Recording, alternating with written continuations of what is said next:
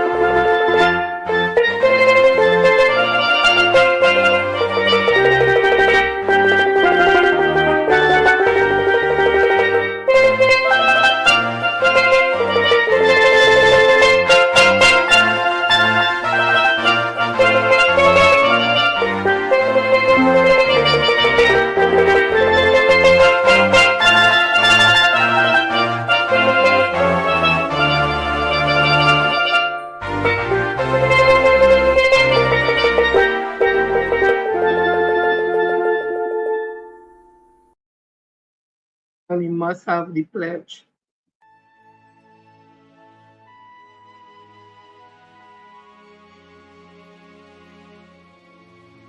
I solemnly pledge to dedicate my life to the service of my God and my country. I will honor my parents, my teachers, my leaders, and my elders, and those in authority. I will be clean and honest in all my thoughts, my words, and my deeds. I will strive in everything I do to work together with my fellow men of every creed and race for the greater happiness of all and the honor and glory of my country.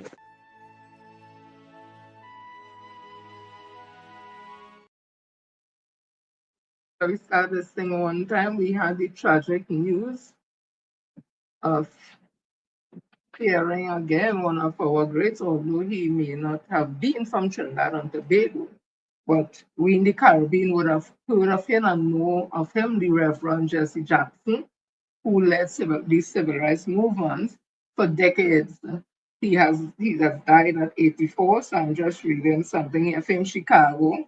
The Reverend Jesse Jackson, L. Jackson, is a protege of the Reverend Martin Luther King Jr. and two-time presidential candidate who led the civil rights movement for decades after the revered leader assassination. Died Tuesday. He was 84.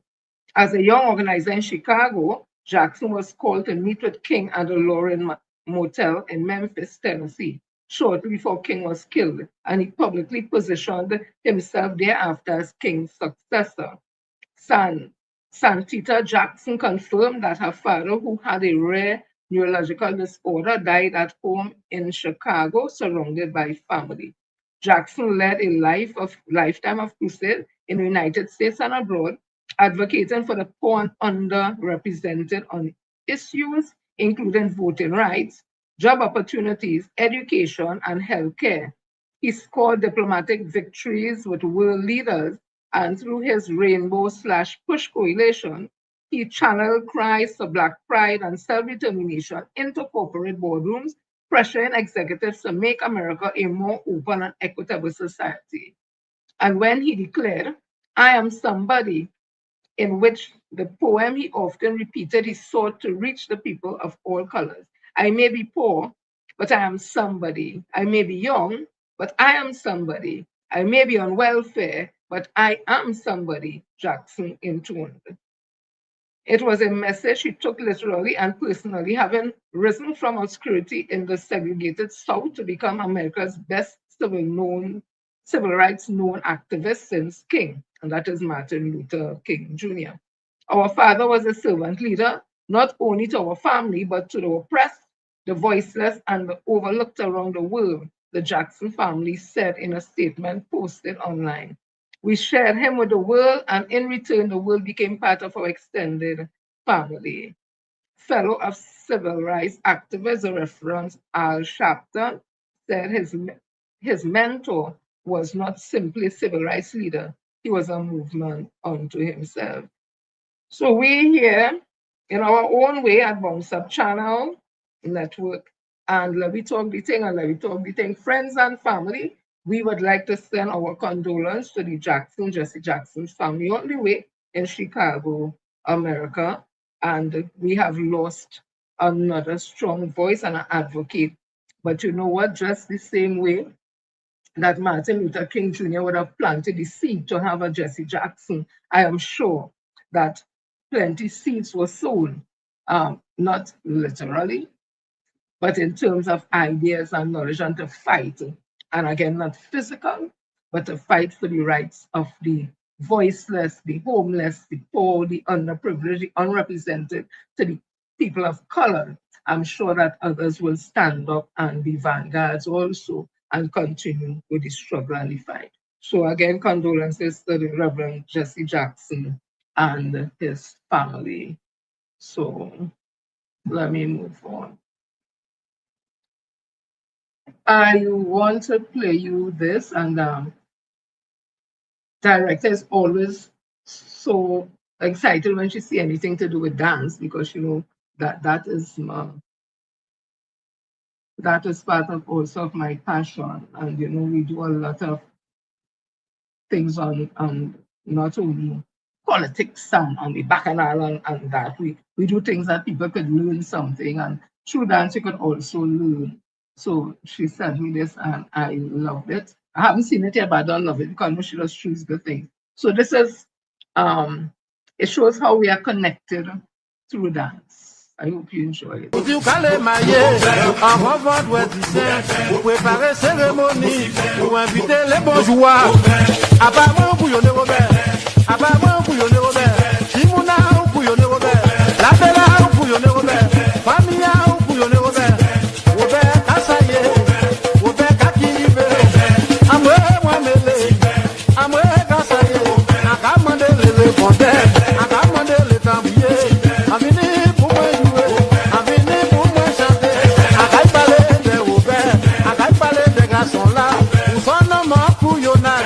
Sono bi méprisant, ou va mépriser famille, ou va mépriser madame, ou mépriser les rebelles, ou mépriser les motirants, ou mépriser les tambouillés, ou mépriser famille, ou tassailler les bourgeois, tassailler les motirants, à venir pour moi chanter, famille, ou va chercher, apparemment pour une cérémonie, ou inviter les bourgeois, apparemment pour une Robert, apparemment pour une Robert, Simona.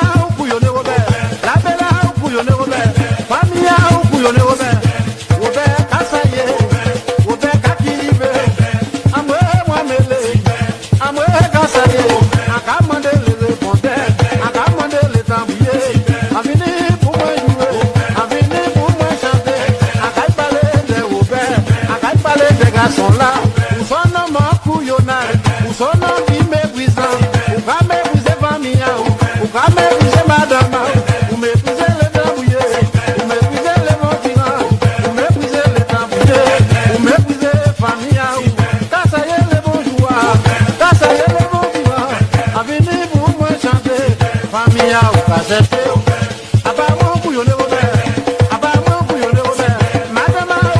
Chez la Japé, moi t'adore chez Japé, y'a pas secteur en moi. Chez la Japé, c'est bon chez la Japé, pas qu'à mon Dieu. Chez la Japé, à la gaja chez la, kadouti c'est laisse-moi. Chez la Japé, chez la Japé, tout le monde c'est agoniste, à kilo. Chez la Japé, waouh, marche me do, allez coucher. Chez la Japé, où sont malgré, où c'était vraie misère. Chez la Japé,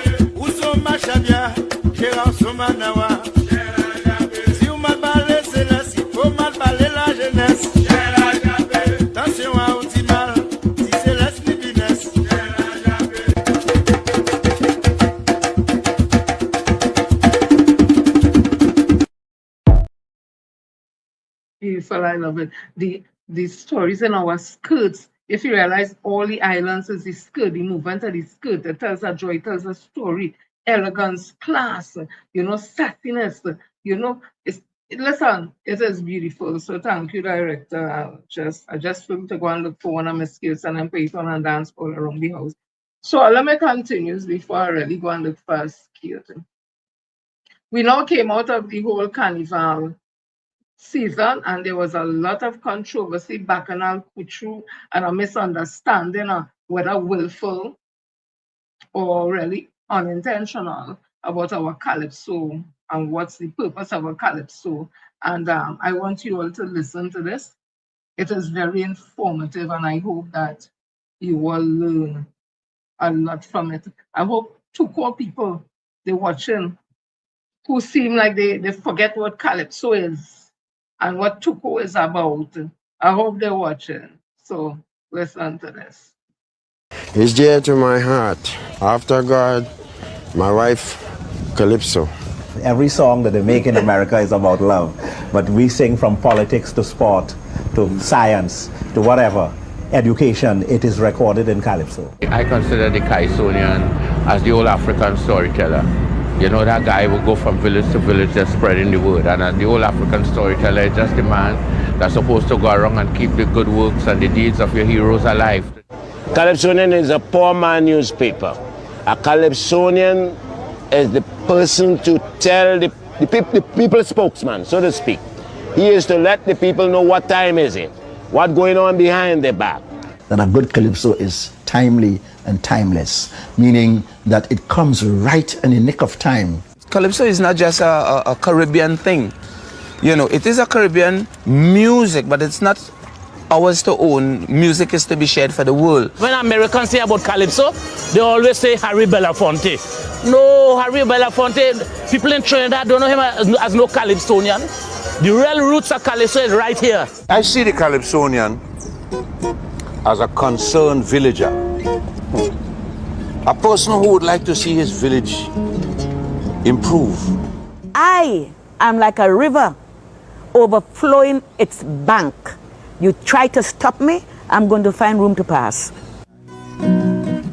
So it has a rhythm unto itself alone. It has a native beat, a doo-doo, all our very own.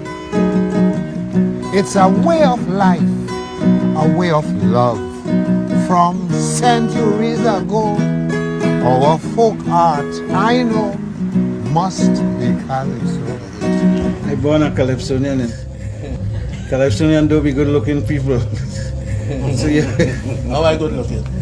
No, I say they do be good looking people. But you're just lucky to be one.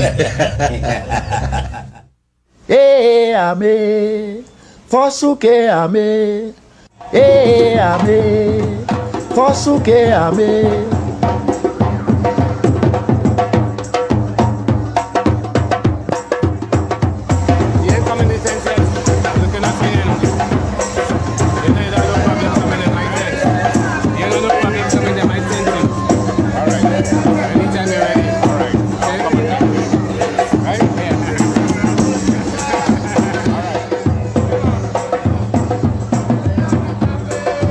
Was a cry of the slaves.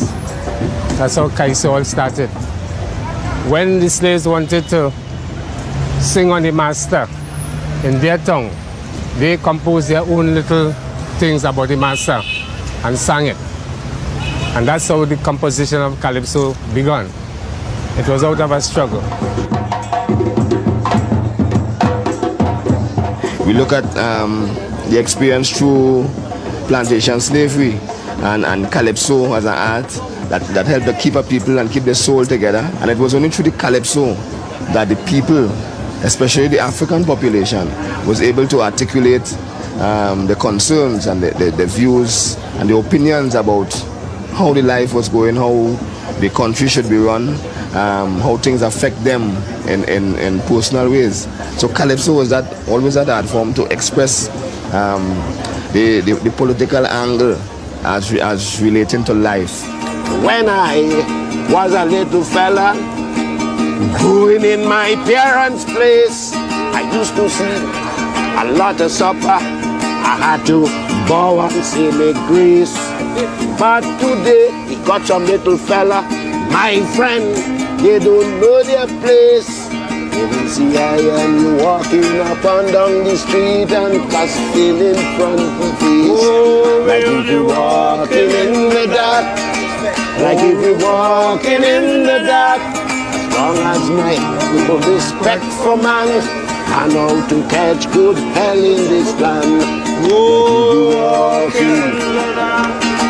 like if you're walking in the dark, as long as that no respect for man, I know to good hell in this land. The evidence shows that the calypso harks back to the West African griot singing, whereby people commented on their situations, they commented on their experiences, on their hopes, their aspirations, and the very same thing the griots did in West Africa, we in Trinidad do it. So raise your head, Mr. African, raise your head. Corrupted elements plotting while you in bed. Oh yeah. Raise your head, Mr. African, raise your head. Wake up, shake up, the dreadful times are ahead. Remember Steve Biko? He died in jail, you know. He fought them oppressors, fakes and brutal murderers. Now they're raising sanction, but won't like recuperation. Look, it's time to see that all Africans are free. So raise your hand, Mr. African, raise your hand. Destructive elements plotting while you in bed. Oh yeah. Raise your head, Mr. African, raise up your hand. Wake up, shake up, the dreadful times are ahead. The Mighty Duke said about calypso music that it's an editorial in song that describes our life and times, and I feel that this art form is the most unique in the sense that, you know, I know of no other place where people can talk about their mayor, their neighbor, the prime minister. So then I try to sell Eden Chan an accident policy. I say, Eden, let Carlos pave the savannah. Let him pave the whole city. Eden Chan gone up in the savannah to stop the paving. Lie down on the grass. A truck with hot sun nearly bury mother. Accident will happen. You take that from me. Oh, and I do believe everyone should have an accident. To me, the uniqueness of calypso is that it's the freest form of music in the world. Freest, anything can happen in calypso. A calypso is every man's opinion. So if you go to a calypso tent and you tell each calypso to write about the war in the Middle East, you'll hear 20 different opinions, 20 different styles, 20 different rhythmic patterns. Saddam Hussein will get killed by a bomb. What? In time to come. In time to come. A lie? In time to come. Moving from the dark ages, man has progressed in stages through the stone and iron age till we turn another page and we saw the adventures of Alexander. When you talk about masculine calypso, it's a good example because everybody sings rum and Coca-Cola, way down Point Cumana, both mother and daughter working for the Yankee dollar. Everybody sees the rum, everybody sees the Coca-Cola, but very few people see both mother and daughter working for the Yankee dollar. When the Yankees came to Trinidad, they had all the young girls going mad. But now the Yankees gone back home, Trinidad women they don't go. They want the rum and Coca-Cola, go down Point Cumana, both mother and daughter working for the Yankee dollar. That was the calypso of long ago, coming from Trinidad and Tobago. But now the Yankees gone back home, Trinidad women begin to roam. They want the rum and Coca-Cola, going down Point Cumana, both mother and daughter He's singing therefore about while people drinking rum and Coca-Cola and having a good time, Americanism is breaking up the family life of our people. Both mother and daughter working for the Yankee dollar. He's singing about prostitution. The roots and the soul of Calypso would always be the voice of the people. It would always be an art form that would paint a picture and tell a story and you know, establish documents of history for our people and for humanity in general.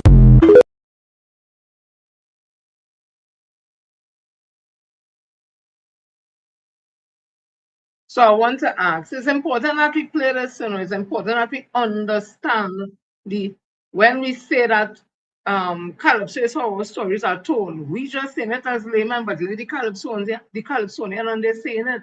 Listen, if you listen to that documentary, I don't know how Tuco or the president at Tuco or the government, any government, could want to censor Calypso and talk about it, our political Calypso and that political Calypso and commentary stopping people of Indian descent from coming into the tent.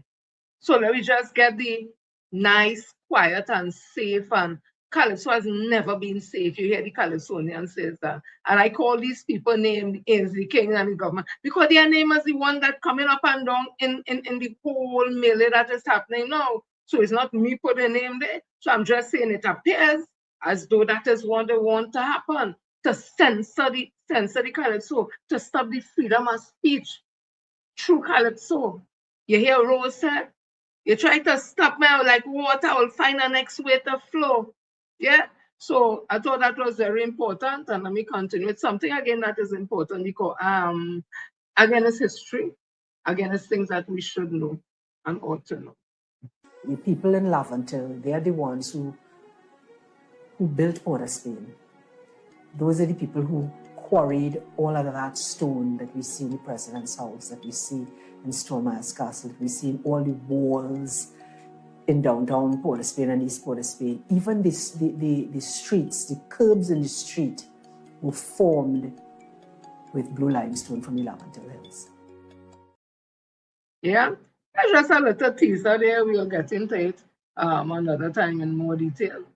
But I always said, because history has shown that the builders, the original builders at Trinidad and Tobago, or Trinidad especially, is people of African descent. We are the one that build the bridges, build the homes, build all the buildings, build the drainage, build every infrastructure. 1845, our Indian brothers and sisters who run from India to come here because of the inhumane caste system.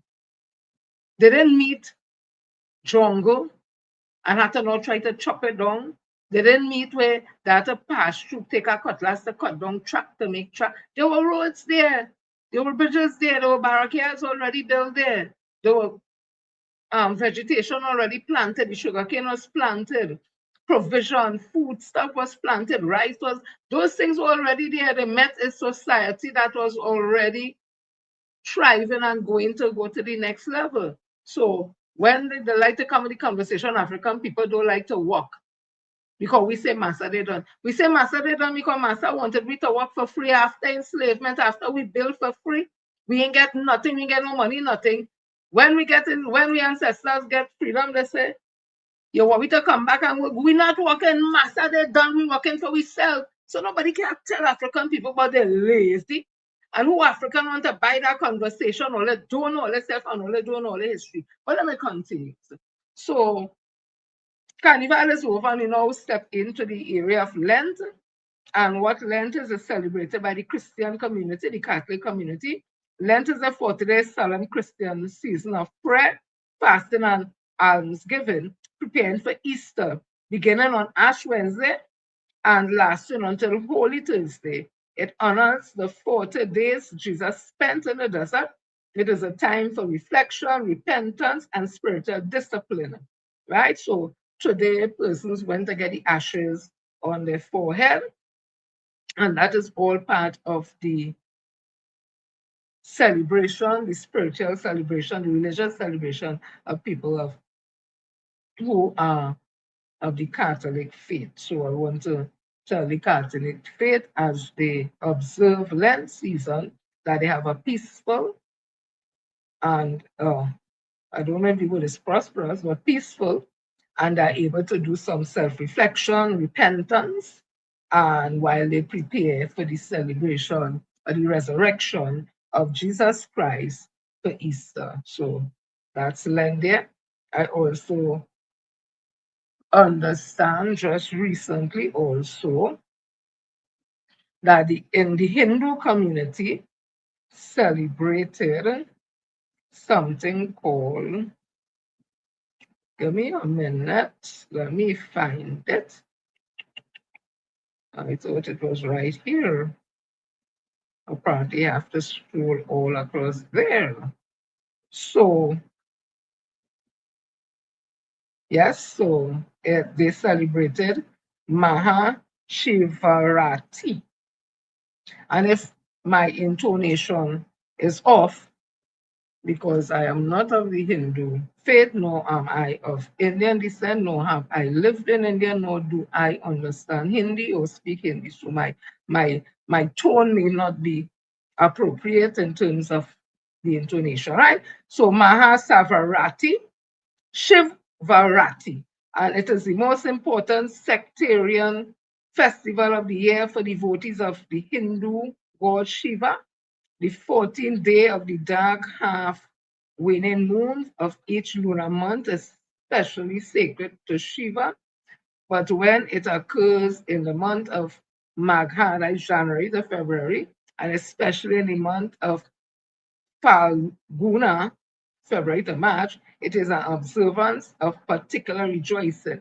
The preceding day, the participants observe a fast and at night a vigil, during which a special worship of the lingam, symbol of Shiva, is performed along with prayers and related myths about Shiva. The following day is celebrated with feasting, festival fairs, and among the members of the South Indian Lingayat sect, the giving of gifts to the guru, personalized, the guru is a personal spiritual guide. Devotees believe that worship on this night provides extraordinary religious and worldly benefits. So to the Hindu community who celebrated, excuse me, Maha Shivarati, I wish you all the best. I don't know if that's appropriate. So let me just see what Lord Shiva, generally described in the scriptures as having a fair, camphor white complexion, symbolizing purity of his ash-smeared ascetic nature, while often portrayed as brunette due to consuming poison, or dark in some artistic depiction. He is primarily presented as white, distinct from dark complexion avatars like Kali Bhairava. So they say this white complexion, like camphor-like. Most tradition describe Shiva as well, right? Symbolizing the pure transcendental consciousness of the snowy peaks of Mount Kailash.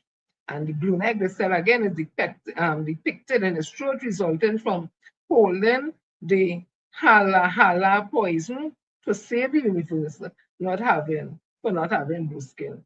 He saved the universe from not having blue skin.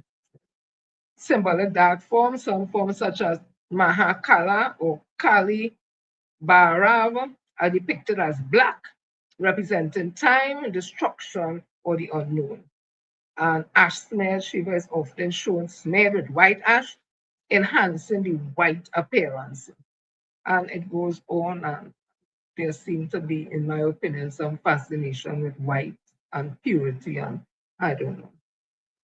So again, to the Hindu community, I wish you all the best as you celebrate Mahashivarati. And then we have also now the Muslim community. Listen, this place is a beautiful place, you know. Multi-ethnic, multi-religious. the Muslim community, they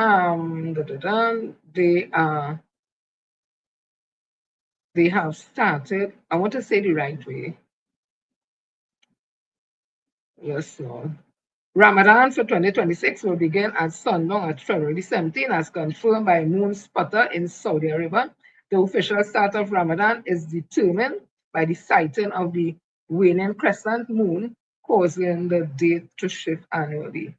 And coming out of that, when they have finished the fasting and prayers and all that, coming out of that, we have the celebration that we take part in, that is Eid Mubarak, I think it is, or is it Eid, just Eid? Yeah, where they have this thing, oh gosh, the thing we make with the little, oh gosh, macaron, not macaron, vermicelli and prunes and all kind of milk and all kind of bacchanal. I hear that tastes real good, but tell you something, like, I really don't like macaroni.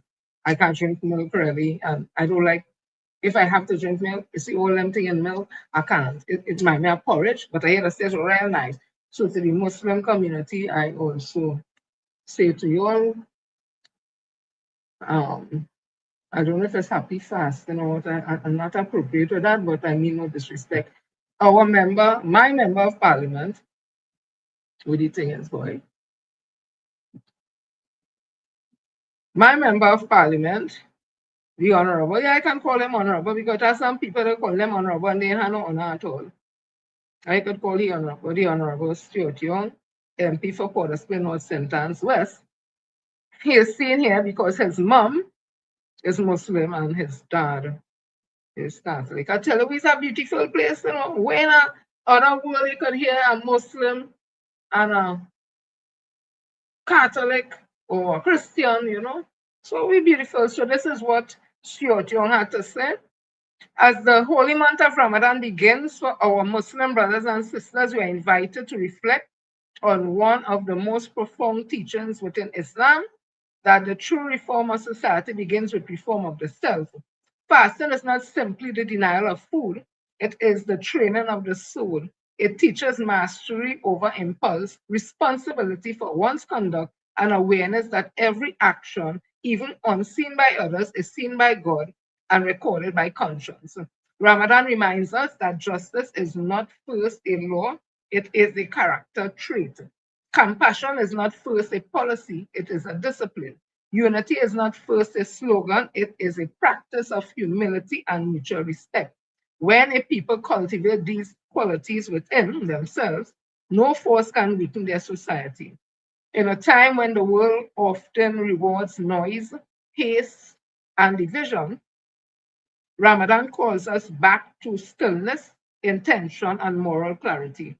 It asks us to measure success not by what we accumulate, but by what we contribute, not by how loudly we speak, but by how truthfully we live.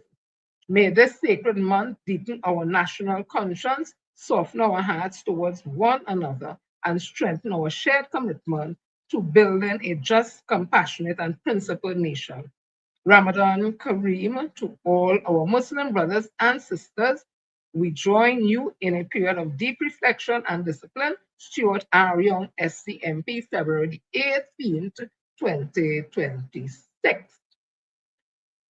Well, if all they think we done day, that what I tell we realize this. I love my country. I don't know what all. I like Happy Boris. I love my country. We also had the Chinese community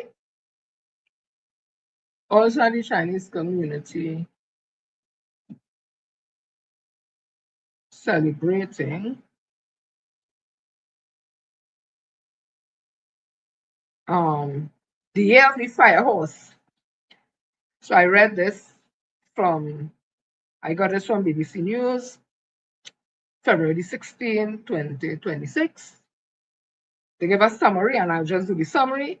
The year of the fire horse is here and is being celebrated by millions across Asia, from Beijing to Bangkok, also in Trinidad and Tobago. They forget we are what. The Lunar New Year, which coincides with the first new moon of the lunar calendar, is a 15-day festival held between the 21st of January and the 20th of February every year. So I'm still within time to wish the Chinese community, Happy New Year. Firehouse here. Food is key to the celebration. In Malaysia and Singapore, yusheng, a raw fish salad, is popular, but can only be eaten after being tossed by everyone with chopsticks. In South Korea, tins of luncheon meat are prepared, are popular New Year gifts. In China, authorities have launched their annual crackdown on what they deem antisocial content this year. That includes posts celebrating the virtue of not having children. Lord Father, what is this? I want to just over the fire here, Papa. You see, all the next drama. So that is what it is. Millions celebrate the start of the Lunar New Year this week. Many of them on holidays for the rest of the week to be with family. In China alone, 9.5 billion cross-regional journeys are expected in what is considered the world's largest human migration. We are now in the year of the fire horse. In the Chinese zodiac, the horse is known for its vitality and confidence, traits that may be fueled further by the fire element.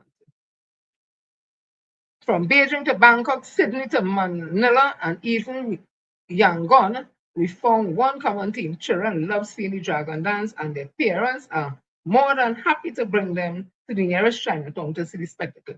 So I don't know if they're going to do the dragon dance. I would like to see the dragon dance, so I'll have to inquire about that and tell Oli if they have any dragon dance so we could go and see. So again, to the Chinese community in Trinidad and Tobago, happy Firehouse. And somebody sent me this, I'm going to tell all you who. And it was so pretty. So I hope you enjoyed this gift.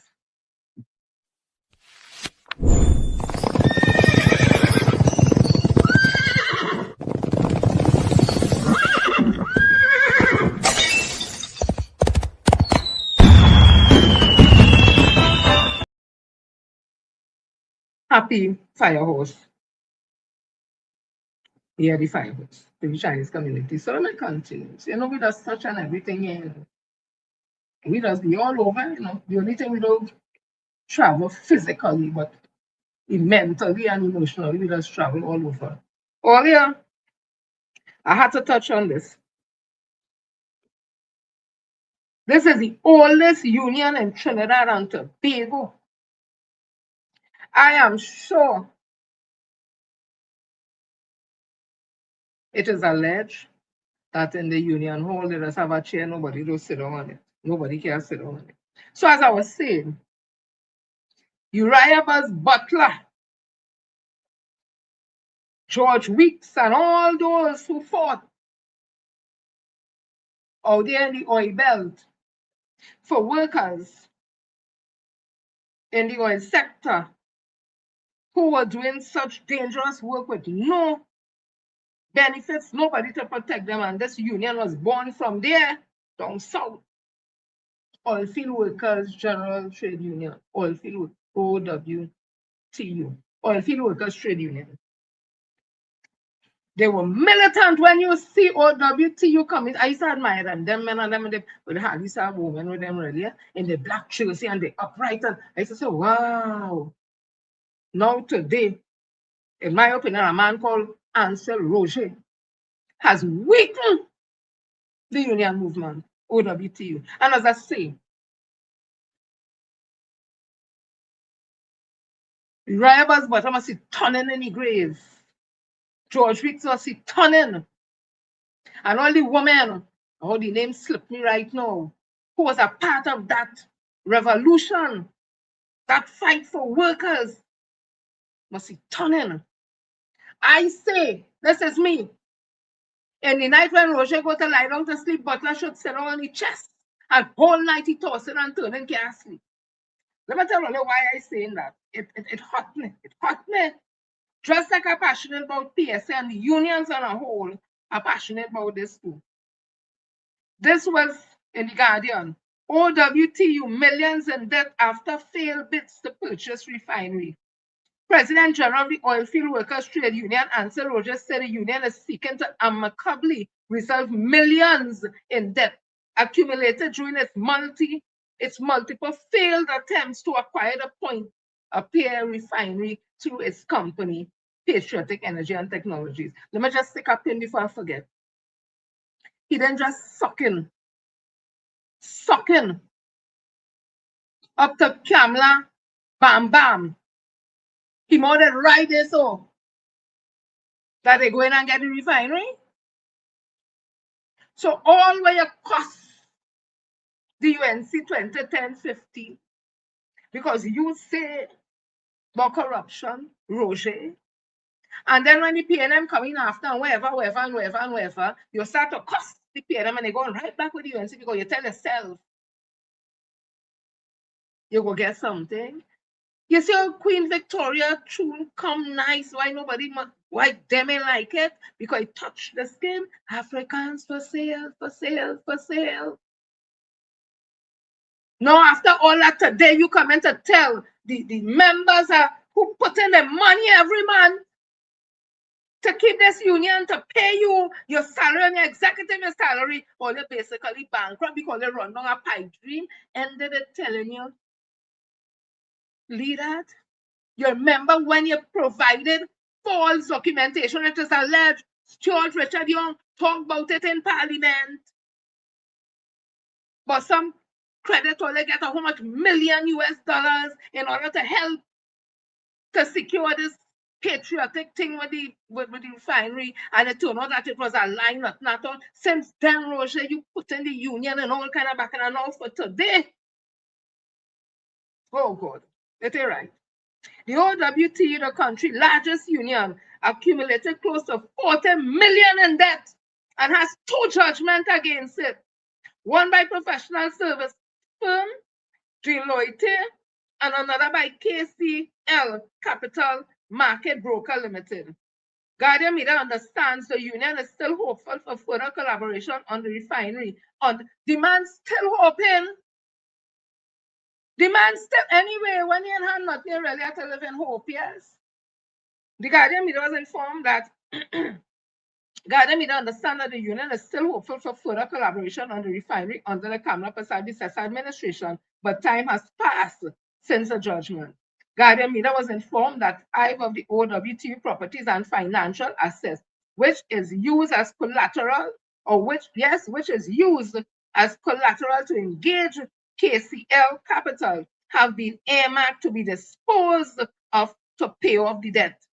Among the properties used as collateral is the OWT headquarters in San Fernando. Oh, God, Roger, you're wicked. Roger, I'm calling the spirit of butler.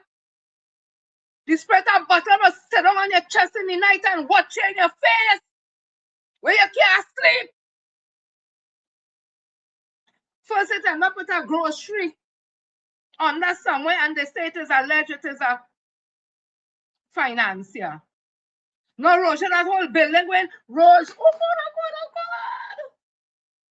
God. Hey, let me just read the property and them all. Hey, Jesus, Lord have mercy. However, while Roger acknowledged that OWT used several properties, amongst them the Palms located at Point Appear Road, 2 properties in San Fernando, 99A Circular Road, its headquarters, and 97D Circular Road, and a commercial building in Port of Spain, as well as a shareholding in One Caribbean Media, Trinidad Cement Limited, Massey Holding, and National Investment and Fund Holding Companies as collateral. He denied that they are for sale. I wish to say that the OWT properties are not for sale, and certainly no banks are foreclosing our properties. On the contrary, we are working very closely with collaboratively with our creditors to settle the court judgment. Look, me ain't reading no more, you see? I ain't reading. This is why I see put up. I ain't reading no more. I ain't reading no more because what he's saying, This is what somebody put up. OWT properties and assets approved for sale by the court. Real estate, 6 properties. The Palms Point Appear Road, number 25 to 31, 2 adjoining parcels with buildings, tanks, fixtures, and fittings. Naparima lot number 42, land parcel with existing structures. San Fernando, 99A Circular Road with properties with buildings. San Fernando, 9070 Circular Road, Monrepo, adjacent Passwood Building. Port of Spain, Charlotte Street, St. Anne's Road, York Street Commercial Properties. Financial assets charged shareholder shares in One Caribbean Media, Trinidad Cement Limited, Massey Holding, and the National Investment Fund Holding Company. That is what is posted out there. It is alleged all them thing happening. So let me see how that goes. But I say, but I must sit down on your chest when the night comes. And just watching your face, you can't sleep. That is wickedness. That things reach to that. Whether the building for sale or not for sale is wickedness to which path this thing reach. But let me continue. Hey, Jesus, Lord have mercy. Let me tell you something, people. PSA next, you know. Public Service Association next, you know. I give them my opinion, you know. PSA don't have meeting. PSA don't have general council. The general council don't know what money spending. The general council don't know how much money the union have. The general council don't know nothing. The general council is the second highest body, financial body of the union. People getting hired, people leaving, people coming, people going, people getting paid. You don't know what happened in PSA. We don't know what PSA have from waiting have. We know liberties to take a loan from one of them bank and them how much $1 million just before he leave to become about a year or something before, to say to do what? We call this thing? Excuse me. Elevator and all kind of bacchanal. What they use as collateral for the loan, and all the loans that Juke was taken before. PSA is next. So I saw this from a Dara Dinesh Buddha, and I like to read his thing along with Mr. Dihani and something. I can't remember right now. So I remember Barry Paradat, if all didn't know, I can't remember if they show it or not, went on the stage in Hyatt and started, give us performance. I remember that, and I said I have a black hole in my pants. I don't know if it's ink, I don't know if something wrong, I don't know if it's a mistake, I don't know what the hell it was. Something. Right? And then people were saying that he should resign because that was a party. That was a political thing. That was a party. What you take the mic to go up there for and get on, whatever. So uncouth, my opinion. It was Barry usually so well put together. And what had happened to Barry? I just asking. They say, I don't know much about wigs and them kind of thing. I know it's nothing going to happen. They say it's a lace front you have. You have one. But now I find if it's a lace front, it does look like lace back because I find it looking in place. I find all of a sudden you know yourself looking, the face is to be packed down, that hair down, everything. I find you know yourself looking good is wrong. So it is good on pressure. You're getting just like Tanku is looking big. It looking like if your neck blowing bubbles. And then once I button up, come now man, get all this stuff together. And I get all this stuff together. And Miss John, oh gosh. Apparently you like the weave. Nothing wrong with that weave. Hey, rock it over. But oh God, it have no other color. It don't have no other style. Nothing. Would they get that away or something? I don't know. I just asking the same. You're dressed in you're just dressed, you're on point. But about the same raggedy wig, boy. No, change that weave, man. Give me your next color, like me a little black something, and a little, no, not purple, but you know, a little thing, a little short bob, something. Not that all the time, man. Anyway. So Darren Dinesh Buddha, right? Barry doesn't need to go home, but he can't stay here. Barry must resign. A minister is not a regular man at a regular line. A minister is a government wearing skin. That's why what happened at the Hyatt Fete last night, well, that was back then, wasn't just vibes or carnival spirit or whatever new medical condition they will blame it on. It was a public failure of judgment and worse, a public failure of credibility. First, let us get one thing straight. Oh God, I ain't even forget to probably put here. Darrell, Budan, you're not easy, you know. You're not easy. Thanks, director. Where I read now. I just see the things on me. I move from the thing and I forget where I reach. Oh Jesus. Right order. Right. It was a public failure of judgment and worse, a public failure of credibility. First, let's get one thing straight. A public official can attend an event. A public official can even have a good time. Nobody's asking the cabinet to be a monastery. But when a minister turns up at an event appearing completely intoxicated, storms the stage uninvited, grabs a microphone out of the performer's hand, and launches into a rambling political outburst, he crosses the line from public servant to public spectacle. At that point, he isn't representing policy. He's representing poor sense, and poor sense is not a portfolio. Penny. Excuse me. Because if a man cannot control himself at a fete, why should the public trust him to control a billion-dollar ministry? And yes, before the usual defenders warm up their keyboards, this is not pearl clutching. This is about standards and suitability. Public office isn't just what you do from Monday to Friday behind a desk. It's the judgment you carry everywhere because the authority of the office follows you wherever, or whether you like it or not. The most damning part of this pathetic scene came the morning after when Barry had the temerity to say, I wasn't drunk. Right. As Naipaul said, the place not dirty, it's just looking so. Barry denial is the real scandal. Not because the public demands perfection, but because the public expects honesty from public officials, or at a minimum, an acknowledgement that what we will witness was reality.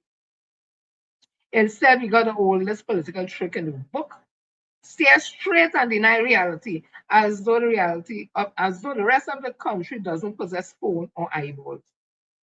I did see it. Yeah, performance. In 2026, when everybody has a camera and the internet has the memory of an elephant with Wi-Fi, that playbook doesn't just fail, it backfires. Because it signals something much bigger than a drunken fete incident. It signals a minister who believes accountability is for other people and truth is whatever he says it is. And if the rest of Barry's colleagues think what occurred was acceptable or worse, if they try to excuse it away as nothing, then it signals an even bigger problem. We have a government that believes it is accountable to no one. So said Mr. Darren Dinesh Budan. Thanks for always giving me material. Let me continue. Minister in the office of the PM, a little bacchanal here. So this one here,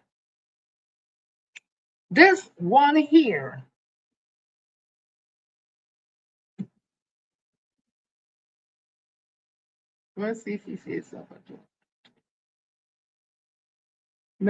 He was recently put in the office of the Prime Minister. He is denying that let me read it. His name is Nicholas Morris. I go give all a joke about that because apparently that is not the name. Nicholas is not the first name. So Minister in the office of the Prime Minister, Nicholas Morris, has outrightly rejected claims of censorship or nefarious action during TTT's limited broadcast. Let me read it again because that's how to put it. Minister in the office of the Prime Minister, Nicholas Morris, has outrightly rejected claims of censorship or nefarious actions during TTT limited broadcast of the Calypso Monarch finals on Sunday. Right? He's saying he denying that. Okay. Well, let me test it now. Let me test this whole thing. So then somebody put up, because he was recently put there, and he put up, he has something in energy and doctorate or masters and this and that, and people are questioning those things. So somebody put up, Wilfred must come clean. The man's name is Wilfred. So this thing here saying, so I don't know if it's Wilfred Nicholas Morris, right? But it say here, Wilfred must come clean. In 2011, he lost his job at the AG office due to falsified credentials. He also tried to obtain a tax-exempt vehicle but failed. At that time, he borrowed money from the Attorney General to buy a car, but he never paid it back. People, these are allegations, eh? Wilfred, I never say you do them things. Allegations, okay? And if it's not true, Wilfred, you know, whoever write them thing and say them thing, Wilfred, or you know, the love lawyer, all the lawyers in the world, right? Me didn't say so. I really wanted her here. Now he has resurfaced as a government minister, presenting himself as an energy expert. How can someone claim to be an energy expert without any experience in the energy field? And then they say who write the thing is calling BS on Morris' recent assertion. The Prime Minister should promptly require that Morris provide proof of his claim. After all, a leopard cannot change its spot. What Jesus? Does it have anything that the UNC does do that don't have kuchu back and have confusion? Oh God, all ask me now, answer me now. Ask me and answer me now. Everything is something with these people, boy. Then I come and I see this, look, all is too much to tell Jesus. So now, Winfred C., who appears apparently is alleged he does falsify accreditation and thing, credential, and he did fire from here, there, and everywhere. Winfred is saying that the government is a part of the not censoring no calypso and all that, right? Okay, great. So we're going to test that at him.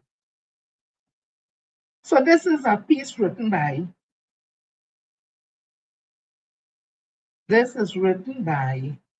Derek Richardson. I don't know the mister. Okay. It says here, I saw a Facebook post saying a Calypso tent attendant went down because of East Indian refuse. And again, I have to bring in this, the president at Tuko. So the interlapping and interchanging, so the president at Tuko in this too.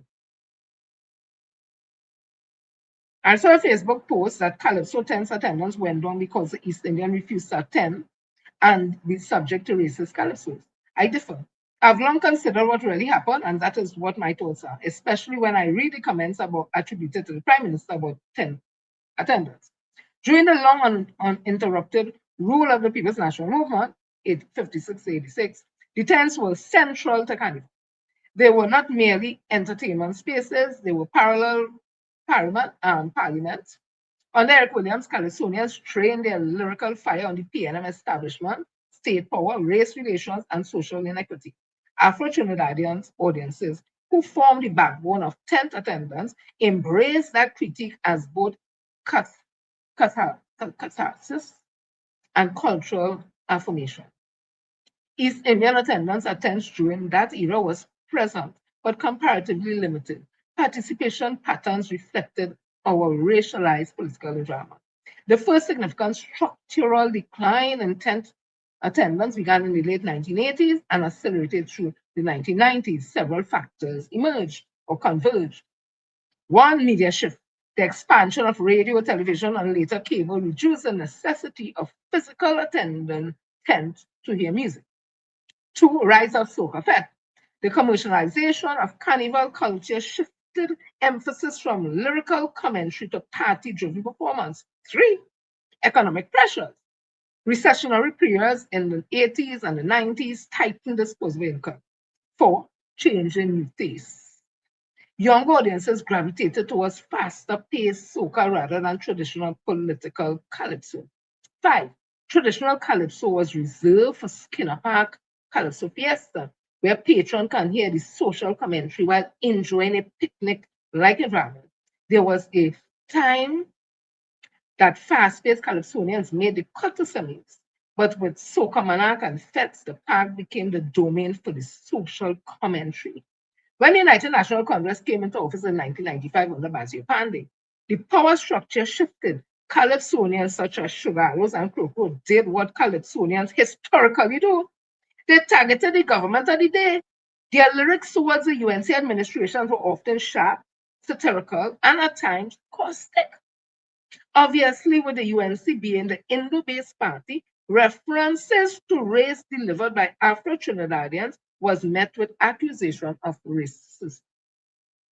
This is evidence that some Indo-Trinidadian patrons felt alienated by particularly biting composition in the late 1990s and early 2000s. However, it would be overly simplistic to attribute decline in attendance primarily to ethnic withdrawal. By the mid-1990s, tent culture was already competing with large-scale the Fed culture, sponsored events and broadcast competition. The sharper drop in traditional tent attendance is more accurately traced to the 2000s onward, when digital media, streaming and evolving carnival economics transformed the ecosystem entirely. Political shifts have influenced segments of the audience, but structural cultural change, not solely partisan reaction, explain the sustained decline. In short, the downturn began before the UNC tenure, accelerated during the media and soca boom of the 90s, and became entrenched in the digital era. Politics affected tone and audience comfort, but economics and technology reshaped the institution. Derek Richardson. And I like how we did an analysis of this whole thing and this emotional thing. Oh, it's because they're singing thing about the Indian and them, why the Indian ain't coming in the tent and they're feeling targeted. Hell no. When the Calypsonians to be targeting Dr. Eric Issa from the PNM, we had a problem. So the PNM not in office, and the Calypsonians usually political would quote unquote target the government in office. If an Indian, largely based Indian party come into government, you didn't expect them to sing on them. So how could the Indian community now turn around to say it's racism against them? So when they were singing against the African quote-unquote party, no problem, everybody could laugh and agree. But those sing about the Indian quote-unquote party and what they're doing, because it's racism. Look, Ole, give me a,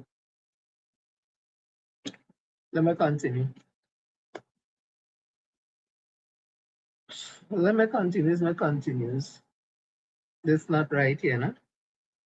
So, remember, the minister say that, excuse me, the minister say that no censorship, right? That is the one who they say he don't have no credentials to be there, right? Lord Father. Let me continue.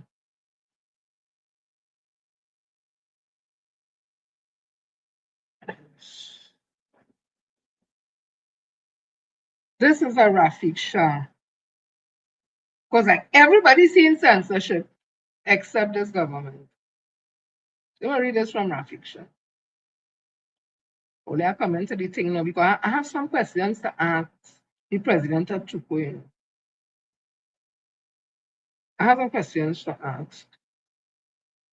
Because people would like to know, you know, we don't want to be accusing nobody and nothing and no bad vibes with nobody and thing. We want to be in a good spread, but listen. Right is right and wrong is wrong. Me ain't say nobody commit wrong, and just, you know. You know. Oh God, excuse me. Good thing go on, but what on earth is this? What do you think go on?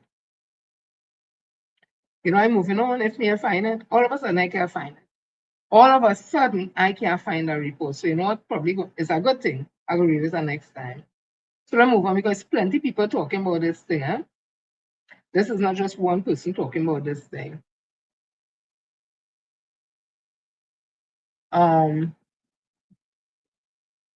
Even Russian Parry, remember he jumped in the whole thing too. This is a Russian. It's sad. It's sad. It's sad. Former Miaro MP Russian Parry has accused the current administration of applying double standards on freedom of speech, arguing that the government's recent actions mirror complaints once made by the opposition when it sat on the other side. This looking juicy. So let me read the next little piece in it. Looking juicy. As I ain't got to read Rafiq Shah, I could read a little thing in this. Let me see how long it is. Because I'm not into the long. Right. Nice. Short and neat. Right. It says here, and this was CNC3 News, a story by Ryan Bachu, February 17, 2026. Former Miaro MP Russian Parry has accused the current administration of applying double standards on freedom of speech, arguing that the government's recent action mirrors complaint once made by the opposition when it sat on the other side of parliament. In a detailed public statement, Parry said his review of political developments between February 16, 2016 and February 16, 2026 identified at least 6 instances in which the then opposition accused the government of restricting or manipulating political speech and media access. He cited calls on September 2019 for repeal of the Sedition Act, claims of political persecution linked to freedom of expression, and allegations in July 2021 that media access to government events had been restricted. He also referenced warning in January 2023 about a drift towards one-party dominance, as well as complaints during the March 2025 election period that media houses were pressured to limit opposition advertising and that the state broadcaster restricted opposition airtime. Paris said those examples demonstrated a clear pattern. Parties in opposition often frame the sitting government as suppressing dissent. However, he argued that the same standard must apply when the roles reverse. Without naming specific officials, he pointed to a recent controversy involving a state broadcaster and the muting of politically charged content, as well as a radio station incident in which a manager was allegedly heard on live feed claiming an artist's microphone has been muted. The problem is not technical complexity, Paris said. The problem is inconsistency. He maintained that freedom of expression cannot be selected or dependent on who holds office, urging the government to act publicly, transparently, and consistently in defense of constitutional rights. Parry added that while citizens may disagree with his position, respectful debates must be protected. Okay. Now, Nicholas Morris, I think his name is Wilfred, who it is alleged does falsify documentation and get work and whatever transpire here after and all this. He is now in the office of the Prime Minister, he's a minister, Papa, and he is saying that the government is not censoring no calypso. But you hear Russian Paris say, he cited several times when UNC was in opposition, how they accused the PNF of stifling freedom of speech. He cited when they wanted the Sedition Act repealed and all other things. Okay. I'll read from Mr. Derek Richardson that he spoke about how calypso was and what caused, quote unquote, the people in England said not attending is not so much about being victimized or anything. He laid it out. We commented something. So that is that day. So I tell you, we testing what Morris say, what Wilfred say. We testing what Wilfred say, Papa. Let me continue. So I'm also seeing this.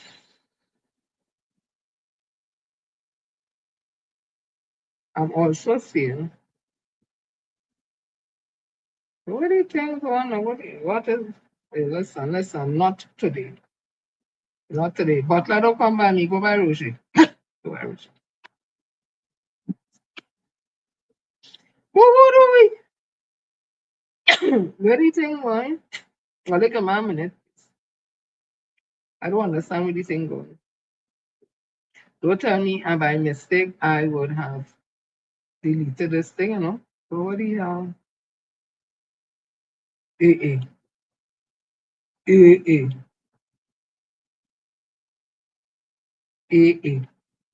Well, look at my minute. What the?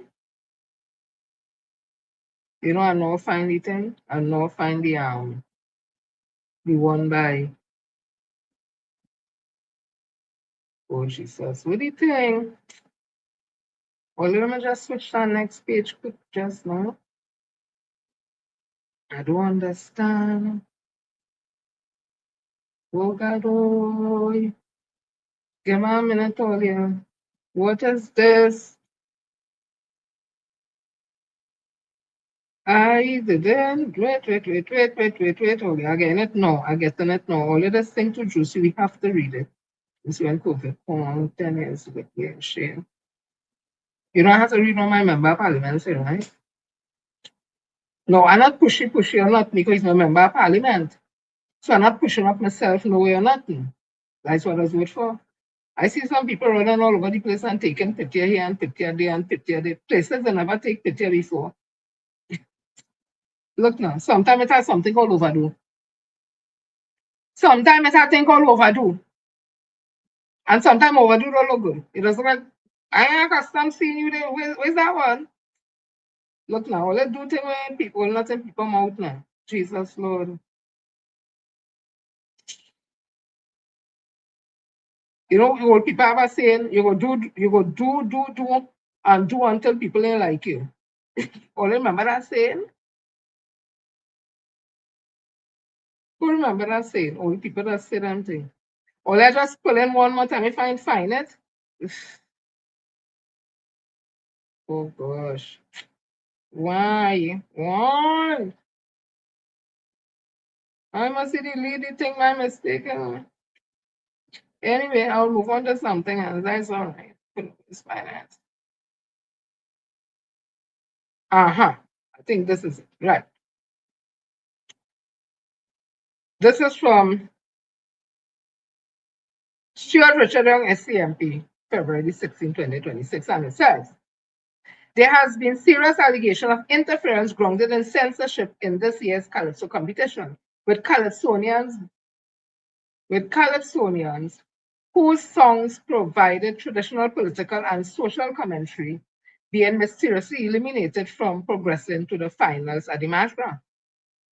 Last night, what we witnessed, and we could come to that, I just go forward first. Last night, what we witnessed during Hugh and Francis' performance was a sudden loss of audio on the state-run TTT television feed, was disturbing at minimum and censorship akin to dictatorship at the next level. The attached clip, well, I'll play the clip just now. The attached clip of the announcer on WAC live stream appears to confirm interference and instructions to prevent rebroadcast of our content. Shortly after this intervention, WAC live stream stopped. Why was that? UNC government cannot censor our free speech and democratic rights to engage in political and social commentary. The UNC government cannot censor our free speech and democratic rights to engage in political and social commentary, including criticism of their abysmal lack of proper governance. The Kamna-Pasabi Sessa government record of office since May 1st, 2025 is indicative of dangerous signs of dictatorship. We will not sit quietly and idly by allowing the UNC to use and abuse state resources and institutions to censor our free speech, expression, and culture. Congratulations to all Calypsonians who continue in the finest tradition of the art form to record and provide your views in holding those in authority to account. We stand with you. Censorship has no place in our Trinidad and Tobago, Stuart Richard Young, SCMP. So I get to read it there. So I went back. Let me come forward here now. But everybody's saying one thing. But the man who in the office of the Prime Minister, who they say it is alleged, he does falsify documentation. He said the government not censoring nobody. Okay. So listen to this. Wait now, this thing ain't right here, you know. Everybody can't be saying the same thing. Richard Raghubar, everybody who know him, he is or was on 102.1. He's an actor, playwright, and all that. Richard Raghubar Singh, always keeping shows all over, comedy shows, this, that, whatever, all kind of bacchanal with them ladies, and then Cecilia Salazar, something so, and the next little Deborah, something is she, Bukad Mason, and the others, right? That Richard Raghubar Singh. Here, where he write, and he normally do jumping thing and write things to it. The audacity, the absolute audacity to silence it, and I could trying to read it how I think he would be talking. Well, not his tone, but you know, the passion. So the absolute audacity to silence the Calypsonian Dimash Granite, to cut the audio of an artist doing exactly what Calypsonians have done for generations, speaking truth to power. This isn't just disrespectful, this is an assault on our culture itself. Calypso was born as the voice of the voiceless, forged in resistance, sharpened by wit, and designed to hold the powerful accountable. From Attila the Hunter, mighty sparrow to Shadow to Singing Sandra to Chavdas to Helen Francis. Our Calypsonians have been our social conscience, our political satirists, our truth tellers.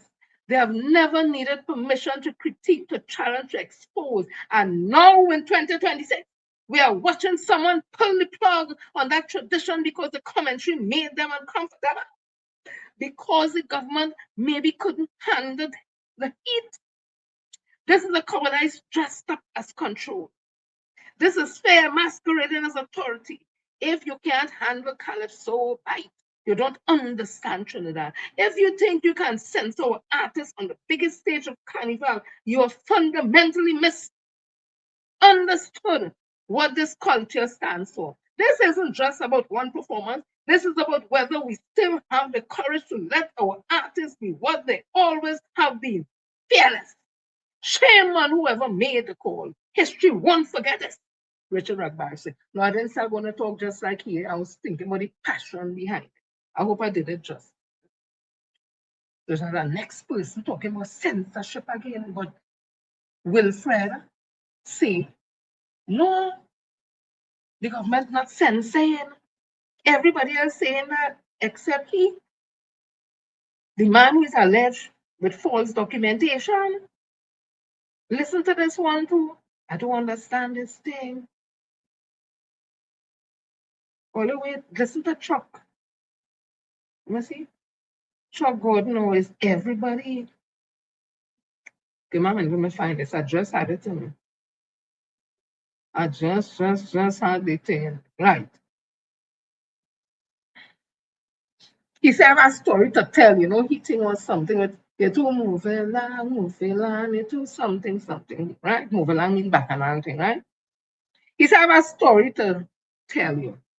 From the preliminary wrongs to the Calypso monarch to now, what we have witnessed is a blatant attempt by this administration to stifle, muzzle, and limit the role of the Calypsonian in expressing socio-political views, a foundation from which Calypso itself was born. You simply cannot have Calypso without social and political commentary. I pride myself in being impartial, consistent with my role as a Calypsonian, which is why I have also sung, written, and performed anti-government songs under the previous administration. The eyes may work, but never have I seen this level of interference and attempt to deny a force, a spiritual impulse, an expression that is ancestral and rooted in identity. It's alarming. From the denial of Mr. Strack and Queen Victoria, who, if you know Kaiso performance and criteria, deserve their place at Skinner Park, to the denial of myself and the people like Devon Seals at the semi-finals, to the mutant of the transmission of Elon and his place in sex, who delivered what was arguably the only fair and balanced socio-political commentary of the night. The pattern is clear.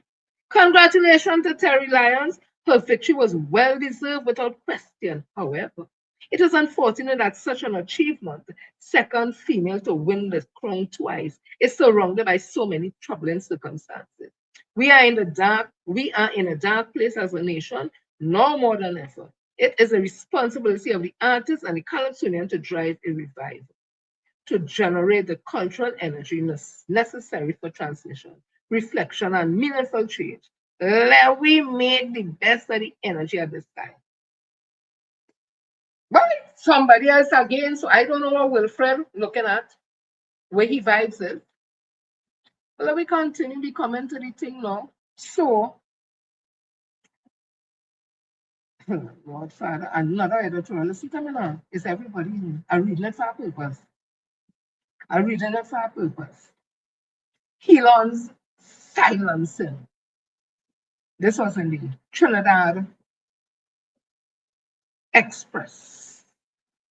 I hope it's not too long because oh God, my throat getting parched. I didn't work with me. Right, it's not long at all. I'm glad, very good. We going on this one. I like a little bad today. It ain't long at all. So this is what was written. Come now, man. It's an editorial. The United National Congress administration is rushing to do damage control after the audio was lost during a broadcast of Calypsonian Hugh and Francis performance at the Dimash on Sunday night. Titled Don't Forget. Francis told the government to task for its policy measures, warning that the fundamental pillars of the society was being destroyed. The broadcast problem did not affect the live show, and he placed 6. In a statement on the matter, Trinidad and Tobago Television said the audio failure occurred because of a daunting network routing error. Despite the hardware being configured on a parallel setup for redundancy. Apparently, TTT communication officers believe all citizens are audio technicians. Miaro MP Nicholas Morris, that is Wilfred, who was appointed as Minister in the Prime Minister's office just 4 days ago, issued a media release in which he told the public that any claim of censorship or nefarious action must be rejected. Unfortunately for him, citizens are free to accept or reject whatever interpretation of this. What is this? SNAFU. I don't know if that is a word, if somebody make up that word, I'm not pronouncing it or spelling it. SNAFU, they want. Is this another SOF, That is an acronym for something? I don't know. Right. Public Utilities Minister Barry Paradat also joined in, assuring his statement that there was no attempt to prevent freedom of speech or engage in any attempt to suppress artists. When he came up with that talk, somewhere between singing, "Give us performance," like when he had that thought, I just want to. He said also said, the government continues to defend the rights of all citizens to be able to express themselves within the law. Coming out of Paradat's mouth, however, the caveat within the law, yes, the word, yes, the caveat within the law takes on a different meaning since just over 2 weeks ago, he was supporting Homeland Security Minister Roger Alexander called for legislation to restrict what citizens can post on social media. Coincidentally, or otherwise, the broadcast of Francis was muted as he began his second refrain, which dealt with censorship. Tell me where else what we can do if they try to ban the words in my calypso. Who could try to stop social media or the taping of police murders? Who would rewrite a bill like this also? But don't forget, this is Trinidad. That was a part of the verse.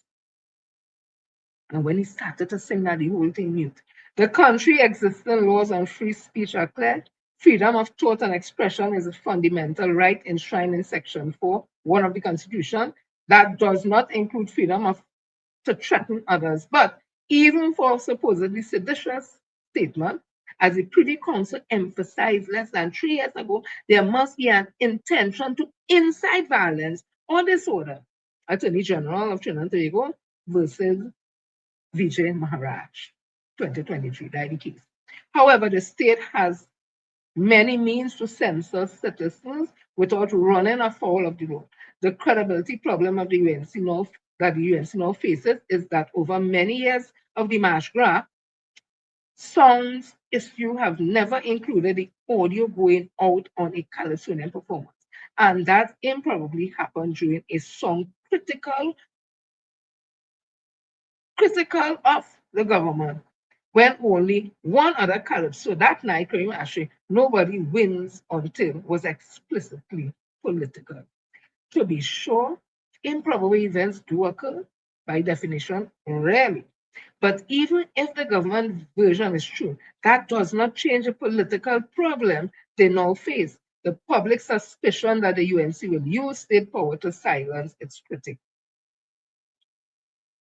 Again, everybody saying one thing. What happens when they call one another and talk better? I don't understand. Everybody saying that. So before I get to the real thing, let me give the winners and some preps. So congratulations to the Panorama champs. I think I probably said it before. Exodus, Renegades. You know, I was a lizard woman. I liked the lizard. Not that I was being the people panyard, and I am not the person going to panyard, and I don't be there. But I listened to the rendition and how they interpret the lizard, and I was, whew, because the lizard is so slow and it's so from long ago. When I hear that, it was, so I was really intrigued by Renegades and all the other bands who would have played. I also seen here the King and Queen of Calypso, not Calypso, Carnival. This is a little thing of them here. And they would have won before, so them are custom winning it in their blood, like it in the DNA. Watch this. I'm lost in Trinbago.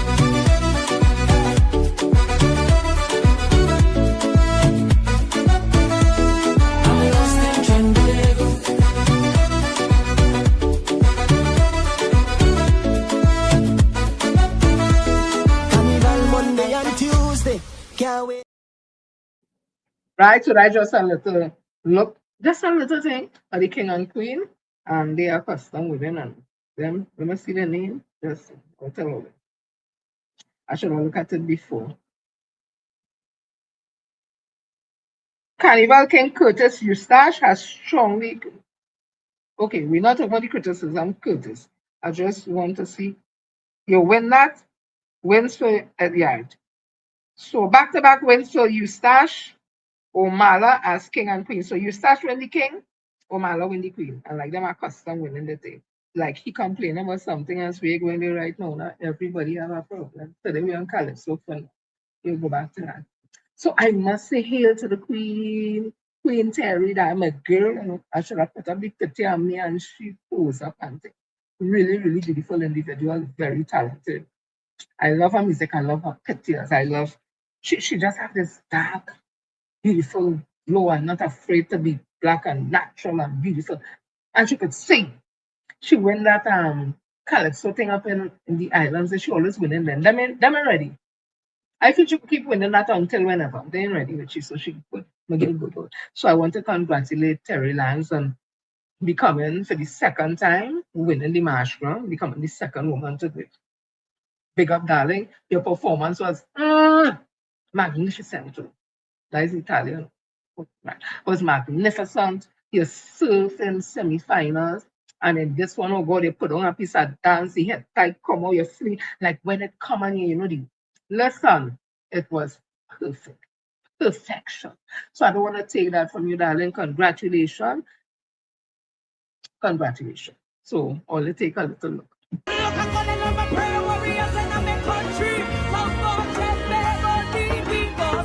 Trinidad need a blessing. Tobago need a blessing. Tobago need a blessing. Amen. Trinidad need a blessing. Tobago need a blessing. Trinidad need a blessing. Who God bless Tobago need a blessing. Trinidad need a blessing. Tobago need a blessing. Amen. Amen. Amen. And we go.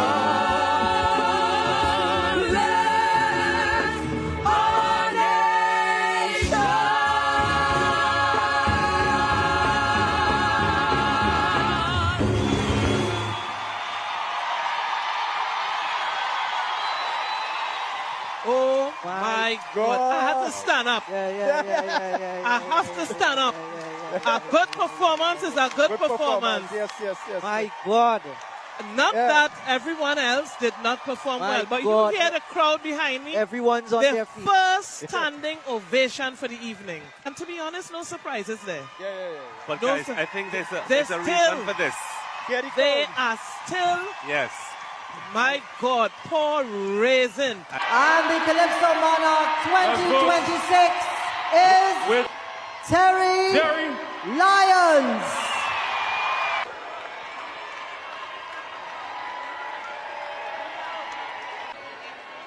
Make some noise for the champion. Make some noise for your queen. Terry Lyons, Calypso Monarch 2026. But I'm satisfied. I got to do what I wanted to do, which put on a good performance. I'm not a competitive person, but I like to use this forum in order to have a show. you know, a little mini 8 minutes concert, and that is what I love to do. So I am very happy.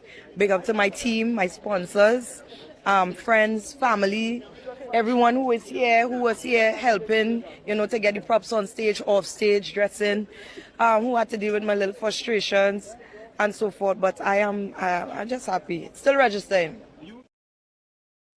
Oh, that here, boy. Jesus, Lord have mercy. Congratulations again, baby girl. You deserve it. You deserve it. It's just unfortunate now that I have to go to this, or we are caught up talking about this, because you see what happened is this. We can't let it go. Because if it had happened to you, baby girl, we are going to do the same thing. If it had happened to any other one, with Karen, Ashley, another color, we would have spoken about it. So don't take it as anything, but it has to be said. So Keelan Francis went to Woodbrook Secondary School. I went to Woodbrook Secondary School, but he was long after my time. But you know, just like all them other school kids, he had the alumni or alumni, whatever the hell they call him, whatever, we have we own too. So he's from my alumni, whatever, or you know what it means. So it's special, it's extra special, you know, when I see him on stage singing. And Myron B also is a past student of Woodbrook Sec. So we have a lot of them. The man who was in UN at time, something Francis, he too, not a Calypso, but I'm just telling you, Woodbrook Secondary School children have been up there as professionals, right? Okay. So Keelan Francis was the reigning Calypso monarch at the time, before Sunday. So as a reigning monarch, you're automatically in the finals of the March Grand. So you didn't want to send your music to nobody, nothing. You didn't have to do nothing. You had to pay. But I think on the night of the show, you have to give them the song or the words or whatever the case may be. So the first time a lot of us heard Keelan Francis' song would have been Sunday night itself. I want to tell you all something. I did not watch the match, but when I see these certain people certain person who they announcing, I wasn't to that. Just like when I would see Sarah Coach down and Ting, I wasn't able to that, so I didn't watch it. But I know I will be able to see the performance and the after, right? So as I was saying, when Keelan Francis was performing, apparently the mics were muted, not in the live show in the Savannah, but on the medium that people were watching, whether online or whether on television, right? It was muted. So it didn't affect his performance on stage because his mic on the live show, it was not muted. But my thing is, why would you mute if it is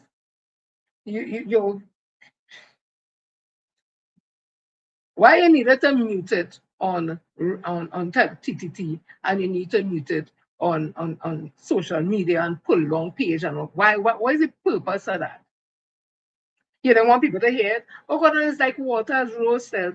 It's like water. So if we didn't hear it, we would have heard it. We would have go on Facebook somewhere and watch it and hear it. We couldn't judge. So even if the people who were listening the whole song, we had no influence on the judges.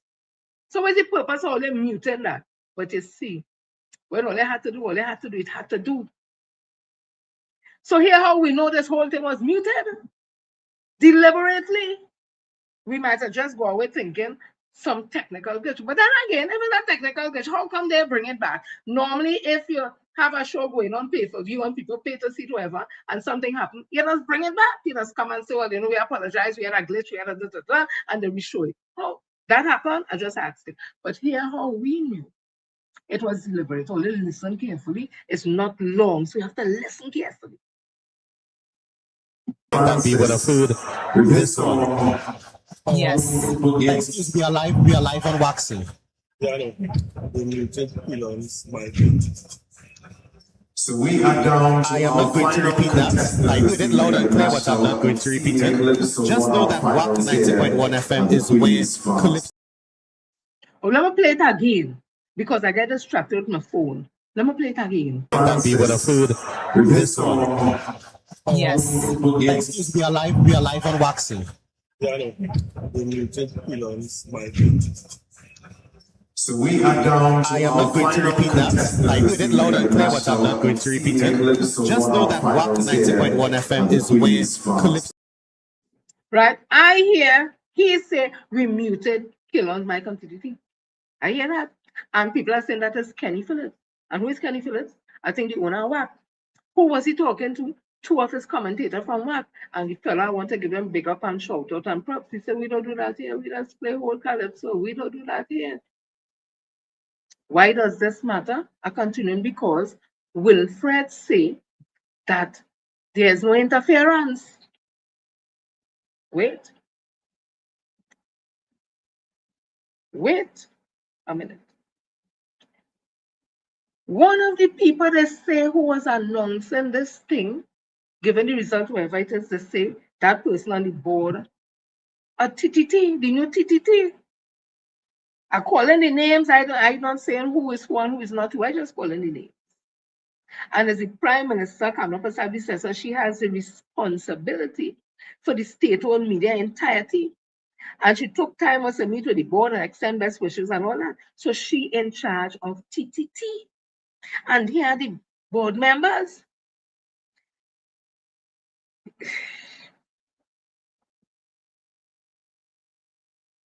Here, one of the board members' name. I will call some of the board members' name. So Mr. Aaron Mahabir, Mr. Jamal Shamshuddin Mohammed, Miss Anna Aram Sami, Musa Muni something. I think they said I could get some more information on that. Miss Marilyn Martin, Steve Odette, Nakisha Samuel, Azim Mandul. But there's a name here also, Mr. Michael Kerr. He's the chairman of the board of TTT. And when she was meeting the Prime Minister, who the TTT is under her purview, her responsibility, they say his first message to the board, he said he's extremely grateful and honored to be chosen for national service and pledged to work in the interest of people of Trinidad and Tobago. Now he was put there by the Prime Minister who had control now at TTT. Okay.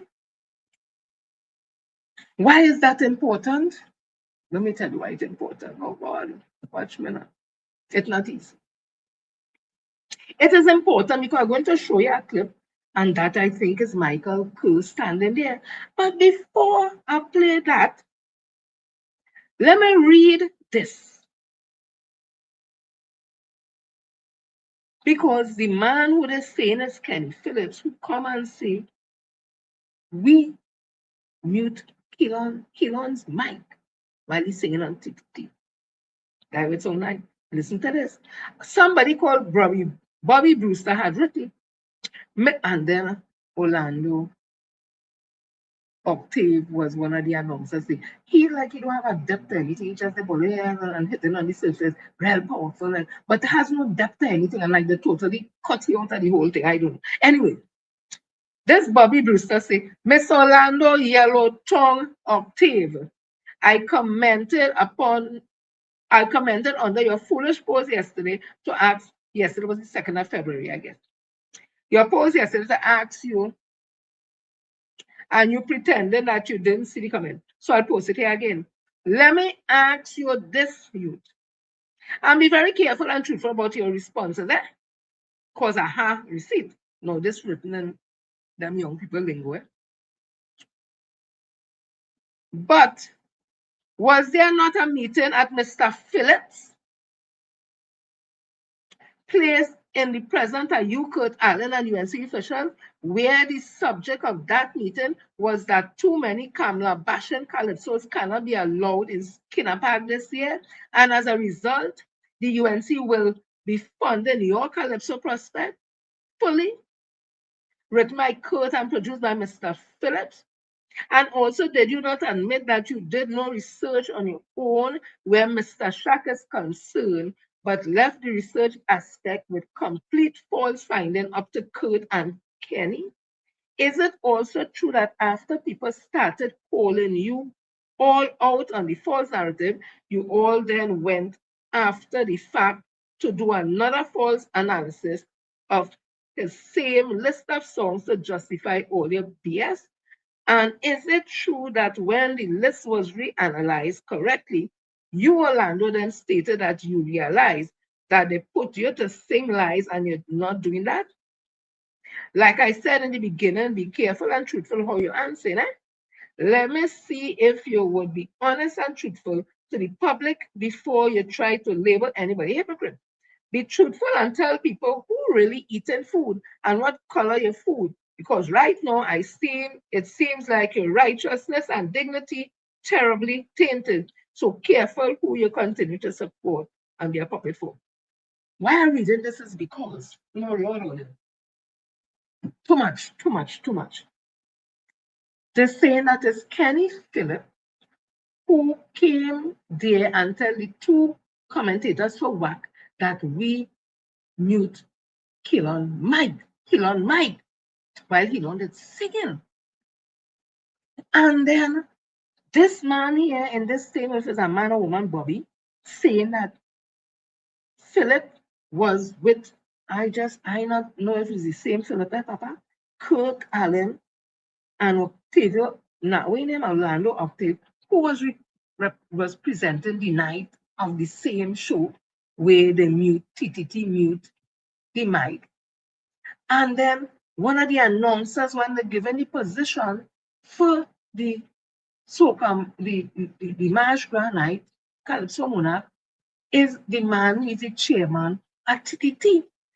And Kamla Prasad's sister, she has the authority and is under she responsibility, TTT. And Kamla Prasad's sister, I go read what she said before I play Kilon. Now let me play Kilon one first. Before she did the one political commentary and the this, them say all that thing, right? So when we put all these things together, one and one and one and one and one, and we add them up, and we get one and one is two, two and one is three, two and one is one is five. You can't tell me that we being trying to mislead nobody, right?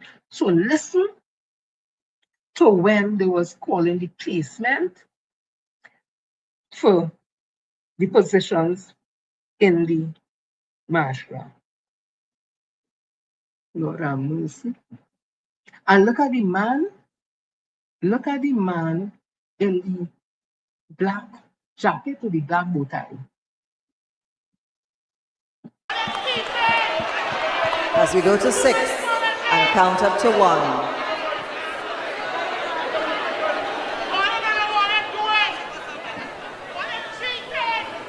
In sixth position, with 237 points, Calypso, Don't Forget, Hillion Francis.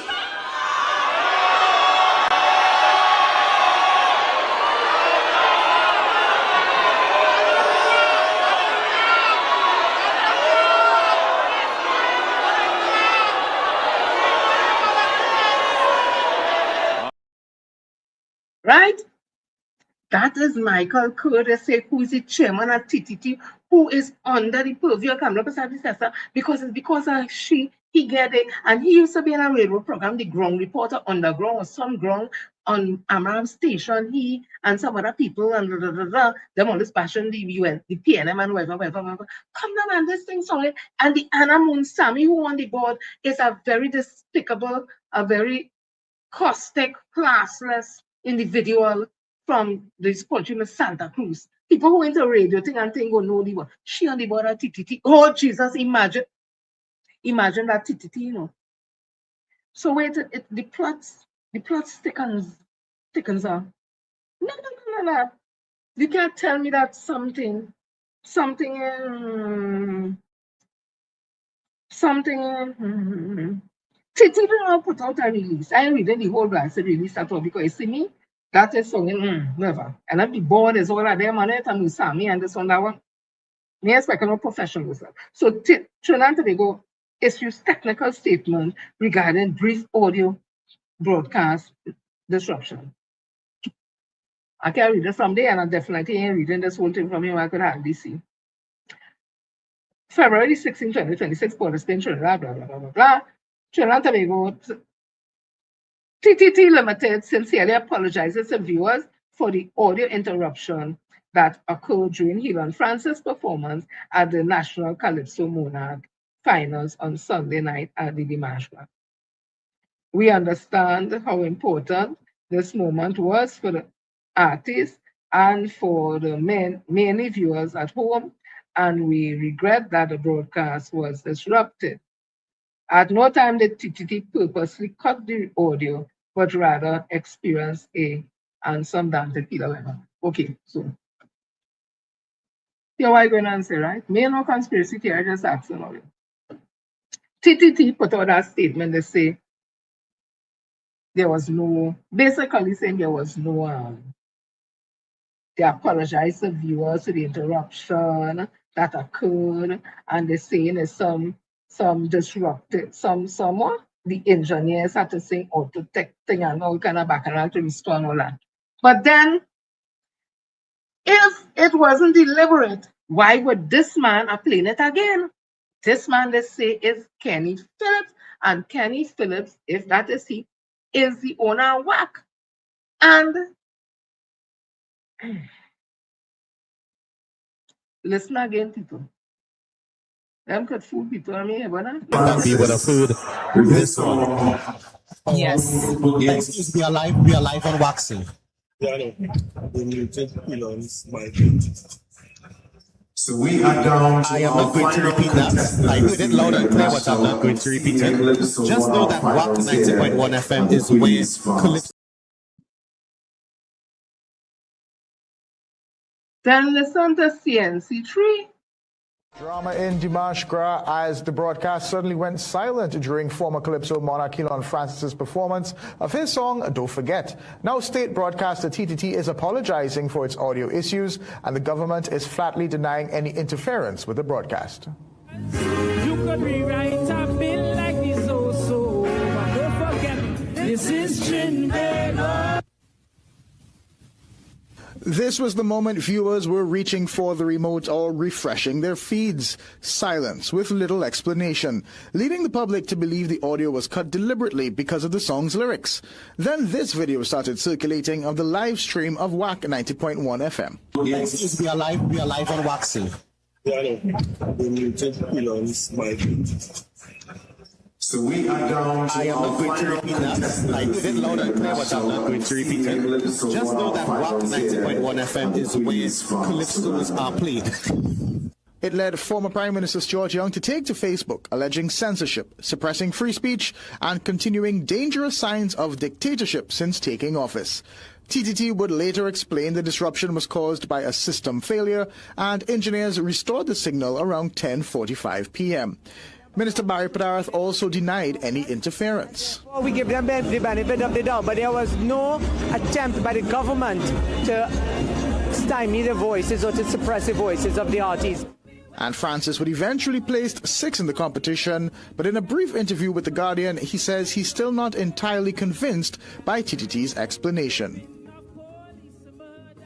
And in a social media post, Prime Minister Kamala Persad-Bissessar said Calypso does not need censorship, arguing that political agendas and divisive content over the years have driven audiences away. She praised Terry Lyons and Young Brother for revitalizing the art form, urging citizens to focus on Lyons' win rather than chasing conspiracies. And that brings us to tonight's People Say question, where we ask Calypso lovers if they are satisfied with TTT's explanation about the audio drop being just a glitch. The People Say, brought to you by Excel Health TT, the official supplement of the CPL. You see everybody just you looking for excuses and things. Yeah, I ain't nothing there. No, darling, they mute the boy because you were singing bad thing about them. They mute him. They're very nasty and stink. If that was done on that night, I believe it would have been intentional. I support TTT. If TTT was a technical, it was a technical. I thought it was actually being muted, but I thought it was because he was actually singing against the party who is in power right now. I find it very coincidental that it was a technical difficulty, right? In my opinion, I think it was censorship. Right? Everybody's saying that, but Wilfred wants to tell we. And Patty want to tell we something different. And remember one thing, listen, So with all that now, you know how to play something from Rambo's Hero Stick, so listen to Rambo. A historian that knows nothing about the Republic of Trinidad and Tobago can go back in time simply by listening to our past calypsos, singing Sandra, Mighty Chalk Dust, Calypso Rose, go all the way back to when people was filming stuff in black and white, and listen to these songs and you'll get a snapshot of exactly what the ground was thinking and saying at that point in history. You'll get to know when butter was 10 cents, why they hated Chambers, why they loved Derek Williams, every single thing about Trinidad and Tobago, because the Calypsonians are the mouthpiece for the persons who don't have a platform to express themselves. You don't touch that. And right now, that is what you all are doing. Imagine we catch one of them on camera coming to say, hey, TTT mute him, so all your handled skillfully now.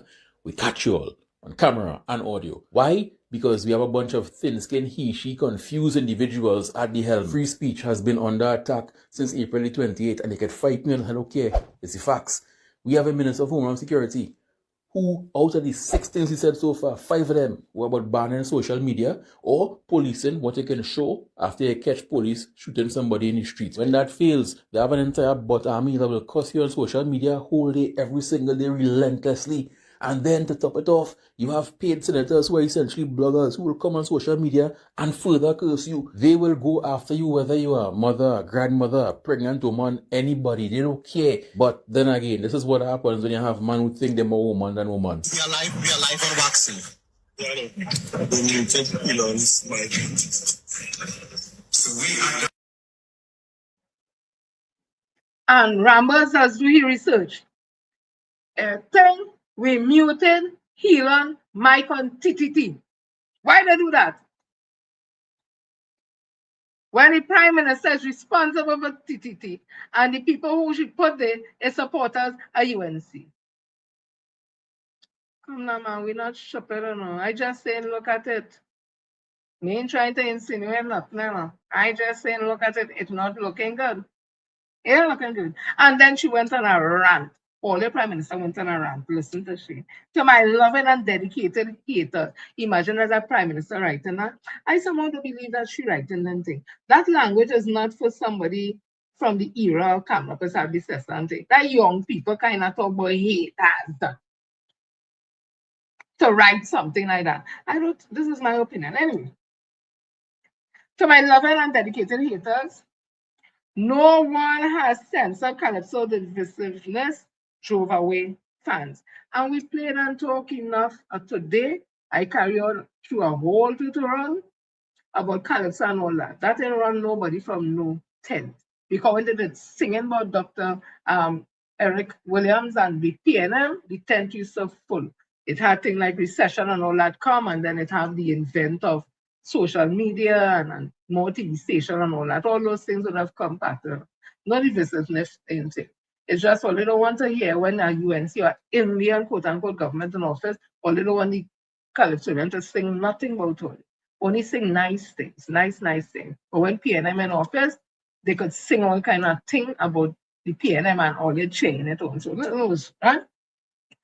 Prime Minister Kamala Persaud has declared that no one needs to censor Calypso, arguing that elements within the art form have, over the years, alienated large sections of the population through divisive political content. Again, rubbish. My opinion, rubbish. Based on all the things I would have played here today and all the research I would have done, rubbish. I'm rubbishing that idea.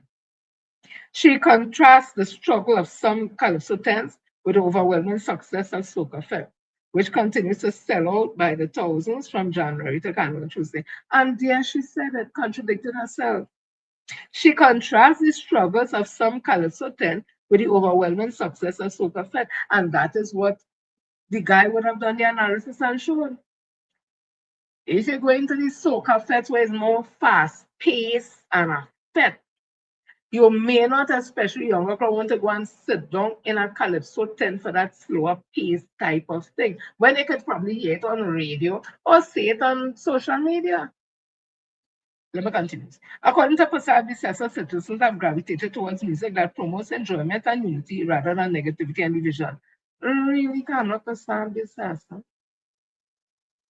I have heard some music that young people listen to, that they don't just promote enjoyment. They sing about the hearts of Trinidad and them fellas and them. Them and singing for enjoyment or whoever comes from that genre of music. They don't just them just sing about the suffering and the hardship and what they're going through. Calm down, because all music is not enjoyment only. Music is to make a statement to the culture, the time, and the movements that's happening, whether political, social, whatever it is.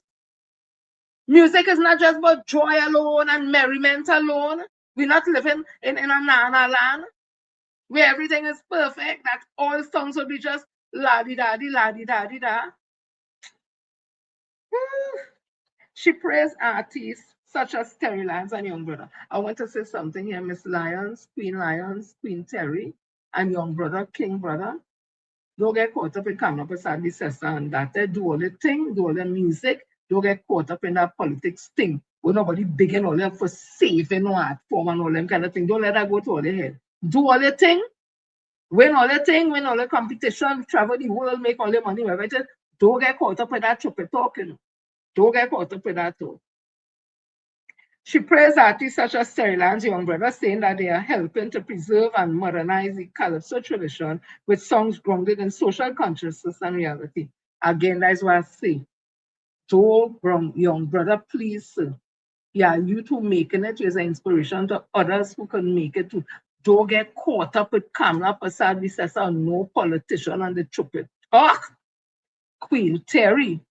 Don't get caught up with politicians, especially UNC politicians with no talk, but always saving the art form. And don't get caught up with that. Do what all they do and big up the thing, right?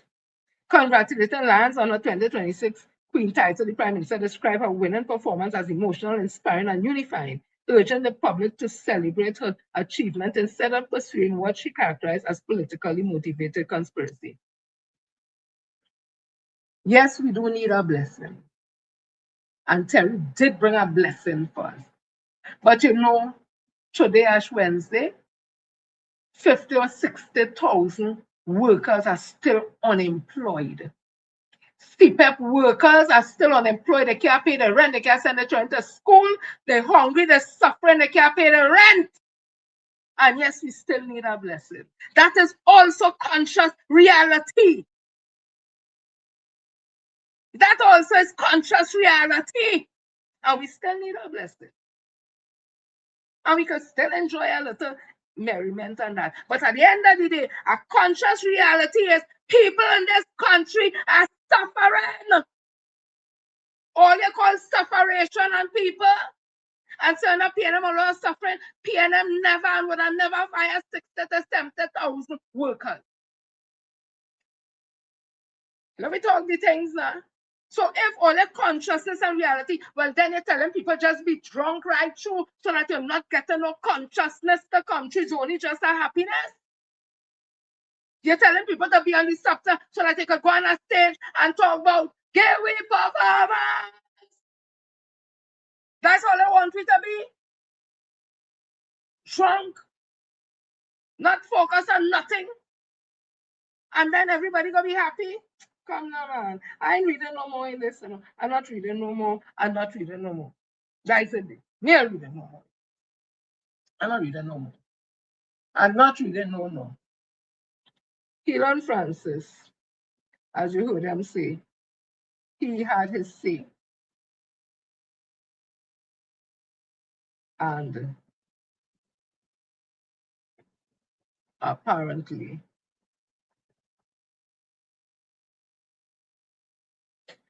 this is what he said, and I'll just read a part of it. You all could go get the Guardian. Yesterday, Guardian. Yeah, and controversy at the Mashgra. Elon Francis challenges TTT over audio loss. PM denies censorship. Madam, you do protest too much. Government has pleaded no censorship and state-owned Trinidad and Tobago state-owned TNT has apologized to viewers. We heard all that already. But Elon Francis is not convinced. It is rather coincidental that something like that could have happened while a song that speaks to the same thing is being performed, Francis said yesterday. This follows queries from TTT viewers on Sunday show about why Francis could not be heard during his performance. Opposition MP Chiojong also called out the government yesterday questioning alleged censorship. Francis' contribution had been highly anticipated as he was defending the title he won in 2025, and to whom it may be. He also won the titles 2018 a change, and Sunday's competition would have been his debut of 2026 offering Don't Forget. However, minutes into Francis' performance, he could not be heard on TTT broadcast, although he could be seen performing. When order returned, the host on TTT, Wendy Lewis, apologized but did not explain why Francis' audio had not been transmitted. And they already raised a red flag. When you come back, you're supposed to apologize. At least that's how I see other presenters have done in the past. You apologize to English and whatever, and tell people, well, what we'll do, we'll have a delayed broadcast where you can view it. That is how I knew it to be. So I don't know if this modern thing is whatever happened. I don't know. Anyhow, I ain't reading the rest of it because everybody putting in and the culture ministers tell this one and this one tell. We see it, we know it, and we understand. All of us against this whole thing and political calypso. All it start off with Shaq and Queen Victoria. And if Hill and Francis had was to perform in tents, he would have never make it to Skinner Park out there. But because he was the reigning monarch, they couldn't deny it. But I suspect that when he gave in his song and they read at the night, they make up their mind. This is my opinion based on all they're doing, that them and letting people hear that. Right? So, Hill and Francis is skeptical about what has happened. So the road march that we call it, has been announced, Marshall Montano. And I just want to say this, congratulations to you. People say, he's a hard worker. Yes, he is a hard worker. Yes, he's talented. Yes, he is good. Yes, he's electrifying. Yes, he could put on a performance, get a performance. Nobody denying that. But apparently this brother is so focused on titles. This brother is so focused on award. This brother giving an opinion. Is so focused on people giving him validation. Yes, you're the best, he's the best. That he doesn't understand that he's good, that he don't need it. So you break Kitchener's record. Okay, records have to be broken, no problem. But that's how we go about doing your things, Mr. Marshall. I guess probably you don't care because you're up there. So you don't care. It's only when you're down here, people are scared. So my personal opinion is that I think that you're too focused on just getting awards and titles and being this and people glorifying you and believe that. I think you need to work on yourself. People will be surprised to know that you may be very insecure. People will be shocked. Again, this is my opinion. Because I watched how he think. I was a real fan. Really. Big trucker, your mother. And then the kind of things you hear and then you see and all that. And the music remained good, of course. The music remained and hasn't fallen. It has grown. It has gotten better. It's whatever. But something about the vibes, boy. And I'm not being biased here. I've been real in what I'm saying here. Who want to take it as biased? That's quite okay. You know what about them thing. So for the road march, he was seen going from truck to truck. Again, me watch nothing all here already. Truck to truck is bypassing. I might see something, husband come and say, hey, look, this. And going from truck to truck promoting his song. So people are wondering whether or not that is legal to do. Because people saying, back in the day, Crazy did it, and I did it, whatever. And then somebody sent me something. Now I want Ainsley, king of Tuco. Because I come into the Tuco thing here now. This part is important too. I would like the president of Tuco, or anybody of his executive, to answer me. Is this true? There's an article somebody sent me, and in it speaks about road march and regulations and that kind of thing. And one of the area 6 is label 6. It intrigued me. It says here.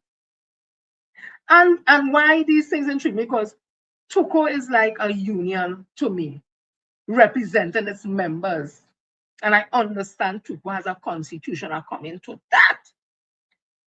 So I'm always intrigued by these things. And when I could read and interpret Constitution and labor law and all that, because that's what we were taught. If I don't understand it fully, I have a support system, we call it, talk, that kind of thing. So I read this section 60 and it says, no competitor registered for the road march competition shall perform on the stage more than once or on any one day at any venue designated as a point of competition during the period of tabulation of the road march competition. What I gathered from that is this. If you have registered as a competitor for the road march, right? You could perform on a stage, a judging stage. So for example, if downtown Port of Spain in front city gates is a judging point, you could jump on a truck, come jump on the stage and the band or the DJ play your song and you perform it. You can do that. And if there are 10 other stages in different areas, you could go to those other stages individually also and perform. What you cannot do, for instance, if you're jumping with, I just calling a band name, so let me call a fictitious name. If you're jumping with Panam and you go on the stage in front city gates with Panam and you sing your song, you can't come off the stage and go now with Blueberry and come back on the same stage and sing your song. And you can't leave from there and go with Jam and come back on the same stage and sing a song. No, no, no, no. You have to go to another stage. It's one at a time at any given time. So if Mr. Montano was going on the same stage with different band or different mass band to promote his song, based on what they put here, and that's why I like Tuco or somebody in Tuco to tell me if this is regulations or if this was the regulation and they change it. Because if they change it, they ought to also put it in print and show that there has been an amendment or an adjustment to this or do away with this section. If this section remains, it says again, no competitor registered for the road march competition shall perform on the stage more than once at any one time on any one day. So you shall not perform more than once on any one day at any venue designed as a point of competition during the period of tabulation of the road march. So as I say again, you could perform on a stage, but you can't come back with a next band and come back on the same stage. And then a next band and come back on the same stage. No, one band and you move on. So I would like Tuco, who represents Calypsonians, to answer that. I'd also like to ask Tuco if these allegations are true. It has come to my attention, and I would like to know if that is true or not. And again, I'm interested in it because of the fact of the whole PSN union and that togetherness and fighting for its members who pay money, right? So that's my interest really in that too, because of that. Because I don't sing Calypso, I can write Calypso. I don't go wrong to go and all them thing. I don't even go Calypso 10 and them kind of thing, right? And it's not because of the political comment or whatever. I just don't go them thing. If somebody invites me and I can't remember, but I ain't picking up myself just one. Not because I don't love the Calypso and I don't support the art form. Nothing to do with that. Everybody have a choice, right? Just like I don't go chocolate thing and whatever. Yeah. But if I have a concert somewhere and all them whatever, I will pay and go, but to go distant to that, and that's just not my seat. Just like going this panten, I love my pan, our culture, big it up all through, fight, whatever. But if you tell me best religion, a group dance and one thing, you will give me all the right. So I've been real. So I'll go back to Tuko. I want to ask Mr. Ainsley King, the president of Tuko, if it is true that a group of financial members in good standing, meaning that they're up to date and current with a payment, if in 2025 or around there, that they would have written to Tuko based on the constitution that gives them the authority, if they have issues, that they can do that. So, definition of a financial member: a member shall be considered financial. This is Tuko's constitution. A member shall be considered, and this is area 9A. A member shall be considered financial when he has paid all levels and other charges that may be agreed upon by the administrative executive with due authority, and other charges due from him to the organization. The term financial member hereinafter used in the Constitution shall be deemed to mean a member acting in compliance with this article. So that is what I talk about in financial standing.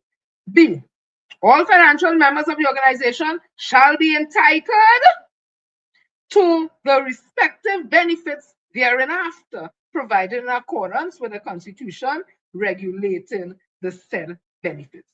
C, all financial members shall have the right to examine, and this is the part, but I didn't want to just run in it rough, so I wanted to, ease into it very nicely. So section 9C of the Constitution of Tuko, on the definition of a financial member, hear what a financial member, after meeting all those obligations I talk about in A and B, it says in C, all financial members shall, not should, not could, not may, shall, meaning they have that authority to examine the accounts of the organization upon written consent or written request to the General Secretary at least 7 days in advance. So I would like to ask the president at Tuko if it is true that a group of financial members in good standing based on the Constitution, they would have followed the Constitution, section 9A and B, having some concerns about allegations that they heard about. And what was the allegation? They heard allegations that Tuko was paying Calypsonians not to enter Calypso competition sometime, I think 2024, 25, anyway, there so. And based on those allegations, those concerned financial members that Tuko in standing, good financial standing, based on the Constitution, would have written to Tuko, I guess it would be the General Secretary of Tuko, asking to see those books, as it is their right in section 9C. They shall have the authority, the right is authority, to examine the accounts of the organization upon written request to the General Secretary at least 7 days in advance. So I'm asking the General Secretary and Tuko that those concerned financial members of Tuko in good standing, having concerns about allegations they hear about Tuko paying people, Calypsonians, money not to take part in competition, and big money, and they became concerned, so they wanted to see the financial status of Tuko. And they wrote to the General Secretary, I'm asking questions. And in writing to the General Secretary, they had 7 days in which for the General Secretary to respond. Is it true that there was no response from the General Secretary in 7 days? But sometime thereafter, they were told that they cannot view the books because the books were being audited. Is it also true that they don't even know the names of the people who audited the book? So is it that Tuko breached the constitution, the very constitution of Tuku, when within 7 days there was no response to those financial members in good standing, when they wrote asking to see which is their right, when they heard the allegations, to see the books at Tuku, they grew very concerned they want to see, and there was no response within 7 days. After the fact, meaning after 7 days, gone. They get to hear that they can't see the books because it's been audited. That was since 2025. I want to also ask, did the membership or those concerned financial members in good standing or Tuku, did they not call a meeting at Belmont Community Center sometime in August last year? And at that membership meeting, which was well attended, they brought up these matters. What has happened since then?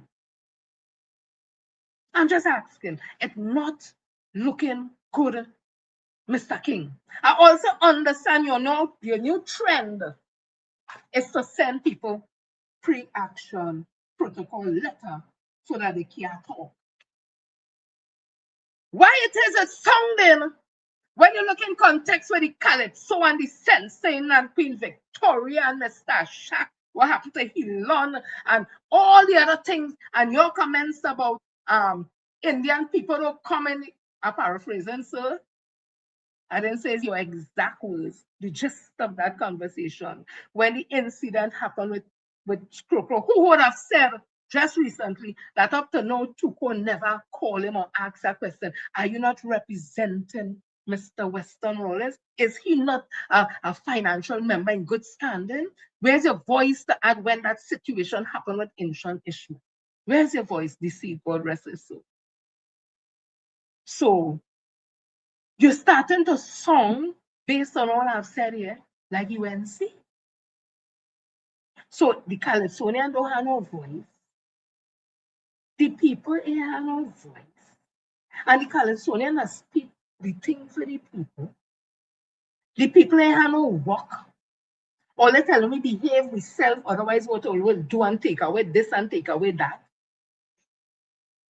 Or they find people, excuse me, helter-skelter, and want everybody to sit down as if they get them, where they get them to rub, they eat. Where they get them.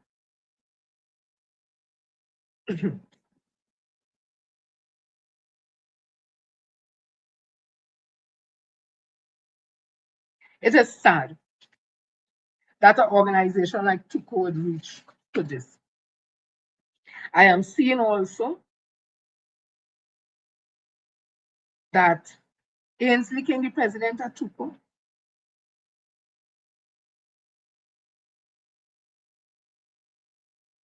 listen, Ocho world. Tuko President Ainsley King took to social media overnight, challenging Calypsonian Tazia O'Connor to show his receipts after making allegation of bias surrounding this year's Calypso Monarch competition. O'Connor, the 2023 Monarch winner, who placed 8th in this year's show, signaled that he would no longer be participating in the competition for as long as King is head of Tuko, as he alleged interference in the process. That gentleman, King, made it very clear on multiple occasions that if he doesn't like you, you will never do well or be a part of anything in that organization. That is wrong. Being professional means separating personal vendettas from work.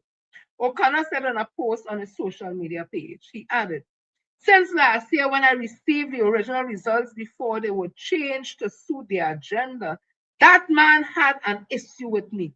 I want him to remember birds that fly high must eventually come back down. Calling the allegation leveled against him as an attack, King responded by challenging O'Connor to provide evidence of his claim. I remain quiet because I'm not in the habit of fighting with Calypsonians. But aren't you trying to sing some Calypsonian just so, Mr. King? So you consider yourself a Calypsonian. So if you're not in the habit of fighting with Calypsonians, well, then stop seeing people Calypso. And there's no need to fight with Calypsonians if you're doing the right thing for Calypsonians. Just my opinion.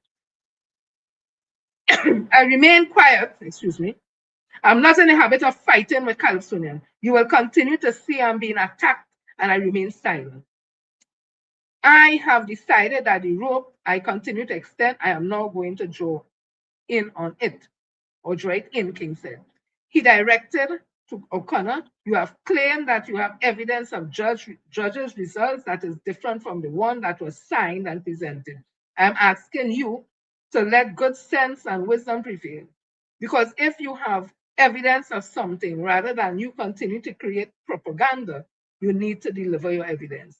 Meanwhile, in a post to his social media page this morning, O'Connor said indirectly, hold on, I'll come. Mr. King, it ain't looking good. Not more these things ain't looking good. And on top of that, I want to know again, because this has to do with Mass and Calypso and the judging and whatever, if this incident happened. I want to know if this year with the change in government, that they change the caterers for judge the Mass and the Calypso. If they change the caterers, because you know the judges and them just get something to eat and all that. I want to know if they change it. Because I understand the breakfast and the dinner that they provide for the judges was horrible. They said the sandwich comes smelling spoiled. They say who did order fish, the fish comes smelling too. They said Saturday Carnival curry fish. You don't know what time the fish was cooked. They said one judge was taken to hospital from the Savannah by ambulance for food poisoning.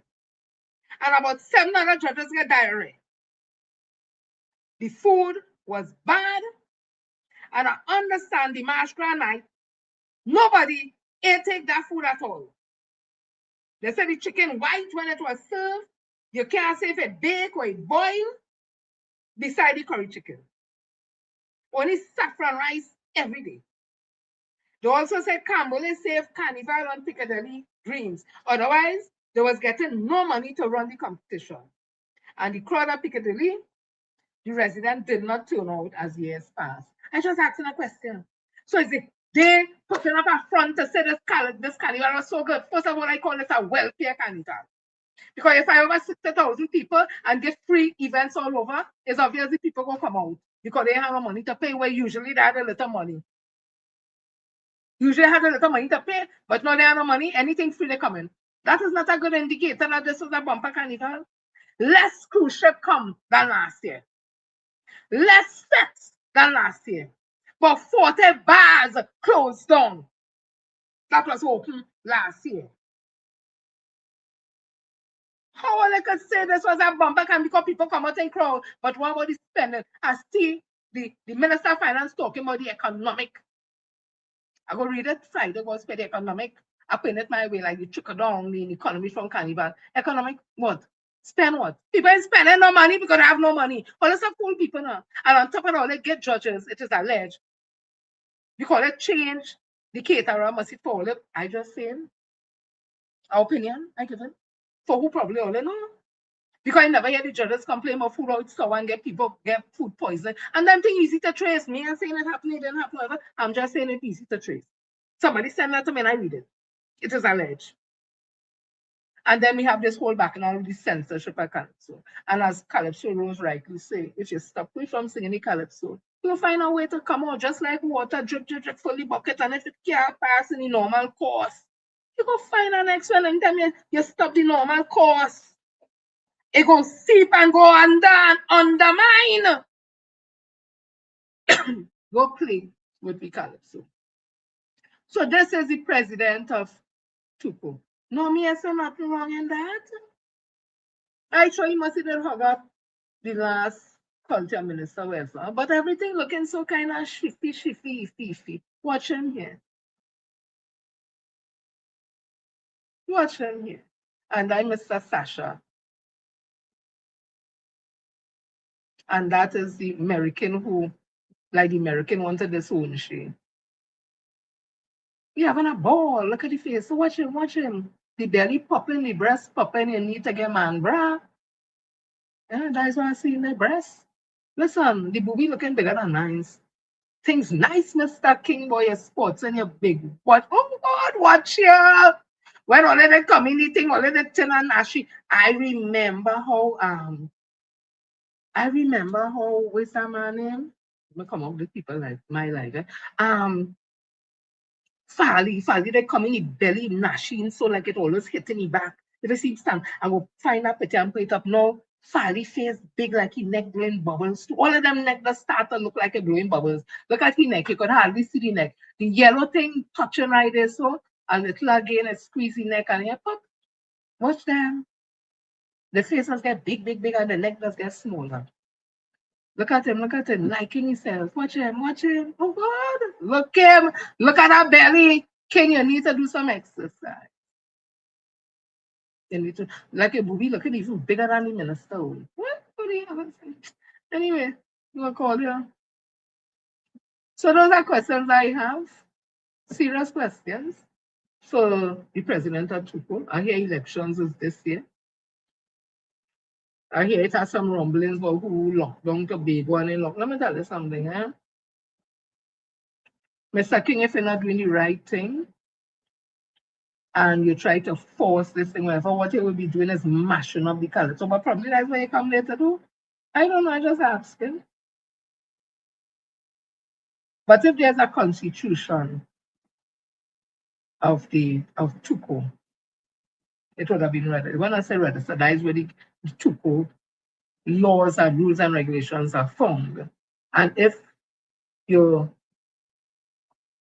allegations are that you all are not following the constitution, then you're not serious, then you all don't deserve to be collecting members' money. Just like PSA, you know. That was the PSA will end up just not like OWT. So just like PSA, don't deserve to get members' money because they do nothing for them. Felicia Thomas, the president, saying no on our board. It is alleged she man on our next one. It is alleged our next one, and so is man, woman, child, friend, family. There's all kind of incestuous nepotism. I didn't say nobody. I just saying it incestuous in the sense is metaphorical, least speaking. So if that is what happening in Tuko and it's stifling the voice of the Calypsonians, and it's alleged paying Calypsonians not to enter Calypso competitions, why would you do that? Yeah, if the allegations are true, why? Look, this whole sorted affair, but let me tell you something. This is the year, last year was the year judgment. This is the year sentencing. All you watch it spiritually, all you go see. Whoever has to hear will hear, whoever has to see will see. Again, I accuse nobody of anything because I have no evidence of anything. I ask questions, allegations based on what I was told. So I want to tell the group of Tuko members, financial members in good standing, follow your constitution and keep on that path and fight to save the organization. By that is what will save Calypso. Not just singing save happy Calypso will save Calypso. Saving Tuko and putting it back on its morning. And understanding what Calypso is that will save Calypso. But having people fearful is not saving Calypso. That is being coward. That is being a coward. That is cowardized movement. You all moving like cowards. You're afraid to take pecan. If you're doing the right thing, take the pecan. Everybody just get the pecan. This is how we just be in the Caribbean and if you're in public life. Yes, you go get pecan. You have to have a thick skin. So people, I want to thank you all for coming and listen to me tonight. Thank you all so much. I will come with the more politics thing on Friday. We have plenty things to talk. The IMF is here, was here. And I just want you all to listen to this before I go. Oh gosh, Yes, sir. I will leave before 1:30 and only listen to this. Listen to this. What we are to lose, what we are to lose in this battle, what we are to lose in this battle, tell Baker they ass in trouble. What we are to lose, what we are to lose in this battle, what we are to lose in this battle, the Shantwell is the voice of the people. It's how we live to see a bag of mocking pretender hurry to claim the legacy and carry on the tradition of Baker. While you and your lackey them keying and vying all yourself up and down the medium of state every day, it's a different kind of mass we the people deciding to play. You want to fight while? Okay, lover, let we carry. Cause like you ain't realize this, we seen you. We do this before. And the last time, in case you ain't sure or forget, we beat them very dreadly bad and ramful tongue. So don't let we have to spiritually revisit what is already done. Jamet and Bois don't have time for long talk and dotish conversation. We're not renegotiating with humanity and freedom. We will give you a performance, whether on stage or on the ground. We will protect and honor our Shantwells and the voice. You can close your ears to your own detriment. That is totally your choice. So you don't study which tent full and what not full, lover. That is not your cross to bear. We go mind backyard business. We will sort with things. A king go fall. Never fear. You just study who you can leave to lie unsupervised, darling. Since you're writing on the socials with the confidence of a dread lyricist, but last time we check your name is not Gayelle. We just didn't realize the ode to Birdie the other night start about 3 days early and embodied hole and crutch performance of drunk and disorderly. As for the one with ministerial purview over the culture, who love to take plenty video and pose for bag of jokey picture, textbook definition of when we say not everybody in the lineage go be a positive ancestor. Fortunate enough to be born of the American lineage, but that is one cousin we done decide we go have to leave behind. So keep your cheap contempt loving. All that is wasting time. You miss a whole ritual while it was happening. Now you're in the middle of the glorious Obia, Queen Terry of House Lions, pelt blessings, win and open the portal spinning like oil. And Helen come like Ogun with the blade. Mute or not, he didn't hesitate to call a spade a imperialist, fascist, racist, empire-loving spade. And never once he used them words or call a soul name. That is the prowess of a master, and all you will put handle to be last monarch rightful claim to fame. Disrespectful bad, but do as it fall in your garden. The fear of the power of truth take root. So you thought you could snuff out his voice and wanted others to follow suit. Cute, very cute, but come again. You try once, twice, Shaq and Victoria, thrice and more. Devon and Chucky, we see the sheets with the judges them score. So after the coded sing for their supper commentaries, not you Peter, you are right. We see they had you fighting for your life on the night. But you see the rest of foolishness of the man she grass. Now is every barrack and jamet yard in all your ass. On purpose and for spite. Now we really ain't biting slight. We very focused. The assignment is cutting blight. Maga goat could eat real nice. I hope you're able. And don't end up a main course in quick time on hungry people table. What we have to lose? Nothing. What we have to lose? Nothing. What we have to lose? What we have to lose in this battle? What we have to lose in this battle? Tell Baker they ass in trouble. What we have to lose? What we have to lose in this battle? What we have to lose in this battle? The Shantwell is the blade of the people. I think that was Miss Abby Jackson. As I saw that in India, if it is not, my apologies. But if it is, ma'am, thank you so much for your lyrical content put in such a unique way. And that's the beauty of it. That's how we tell our stories through spoken words, storytellers, not only Calypso, we tell stories, and Nancy's story has a moral to it. It might sound like fun, but when you listen, they always tell you at the end of the story what's the moral of the story, because that's how we tell our story. That's our African ancestors when they came here. That's how they tell us story and stay connected to Africa. That's what we do. That's what we do. You can't take that from me, that's my DNA. You can't take that from me. And as Calypso will say again, if you stop me from singing Calypso, I like water, I'll find the next place to pass. I'll undermine. I added that. I'll undermine the foundation, mash it up because it's not real. It's not standing on solid ground. Yeah? We are the earth. We are salt of the earth. We are the builders, we are the movers, we are the shakers, and we came here with a purpose. Although they bring us in shackle and chain, that is not what we was. They tried to shackle we brain. And some of us, unfortunately, have fell to that, and they call them Negroes for sale.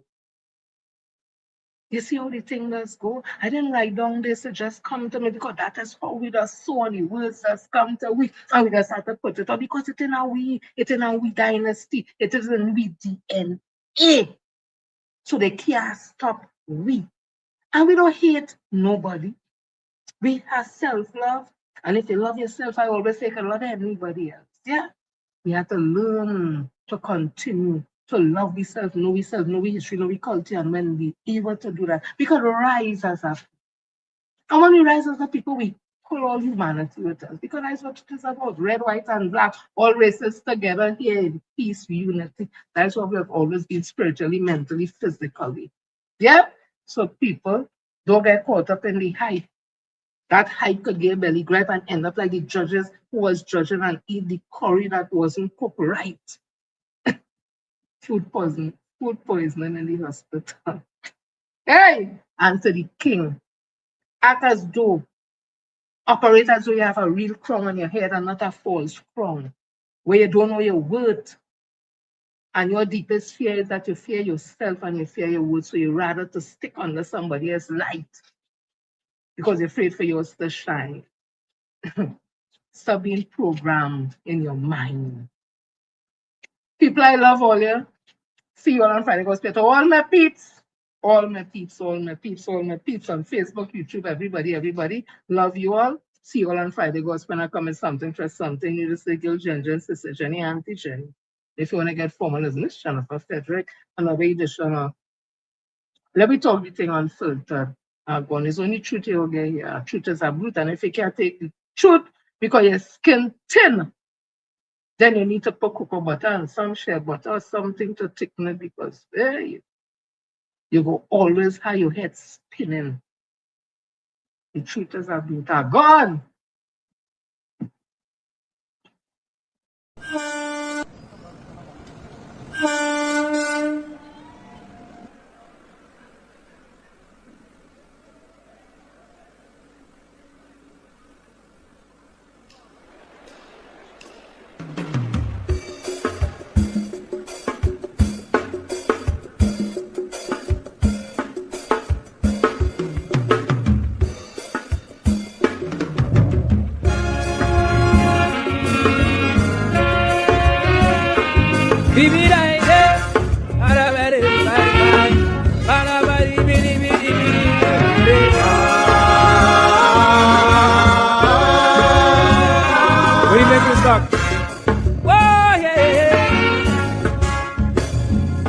I started to run when I scope out my country. I want by a gun, ole, cause that is what they promise we. A lot's going on in the sun, so I come here to bring wisdom, so we don't burn down.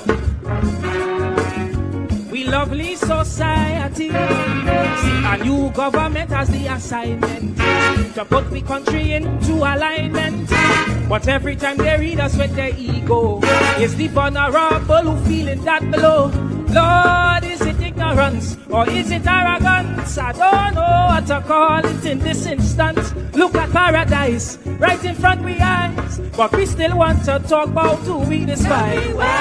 Tell me where else can we go? If we start to mash up the good things we know. Tell me where else can we go? If we treat we traditions like a Barbie show, you could fix everything on we island. Put gunships on we back like a tyrant. You could put 10 radars all up Scarborough. But don't forget, this is Trinbago.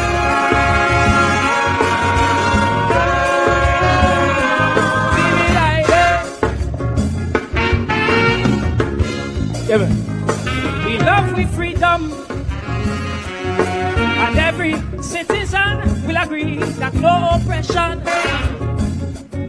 will be accepted by our Trini. We come from long days on the ground, working hard until daylight comes, so we'll see it wrong. to be a financial donkey. Cause every day we see a new taxation that causing a new kind of sufferation. And when you don't create that irritation, you send police to fix with desperation.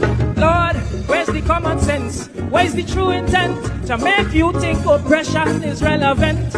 Don't be shocked, my friend, when we start to bend and you see them placards in front of the parliament. Tell me where else can we go? If we little children are not free to grow. Tell me where else can we go? If they try to ban the words in the calypso, you could try to stop social media or the taping of police murders. You could rewrite a bill like this also. But don't forget, this is Trinidad.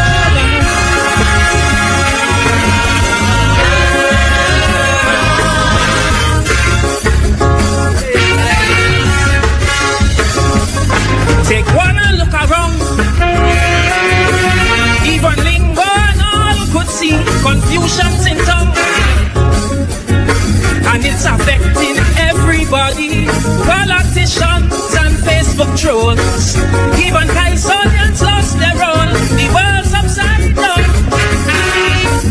And I'm worried for my country. Cause every day I see victimization. Racial and social aberration.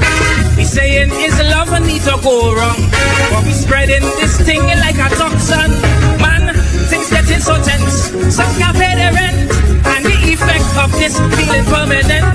But what scares me though, just so that you know, is the money we about to borrow. Tell me where else can we go? If the IMF start to pull we too. Tell me where else can we go? If we toilet paper start to run too low, you could stress out the secret for worker. Take a fool and make him a leader. You could change every board because it's your show. But don't forget, this is Trinidad.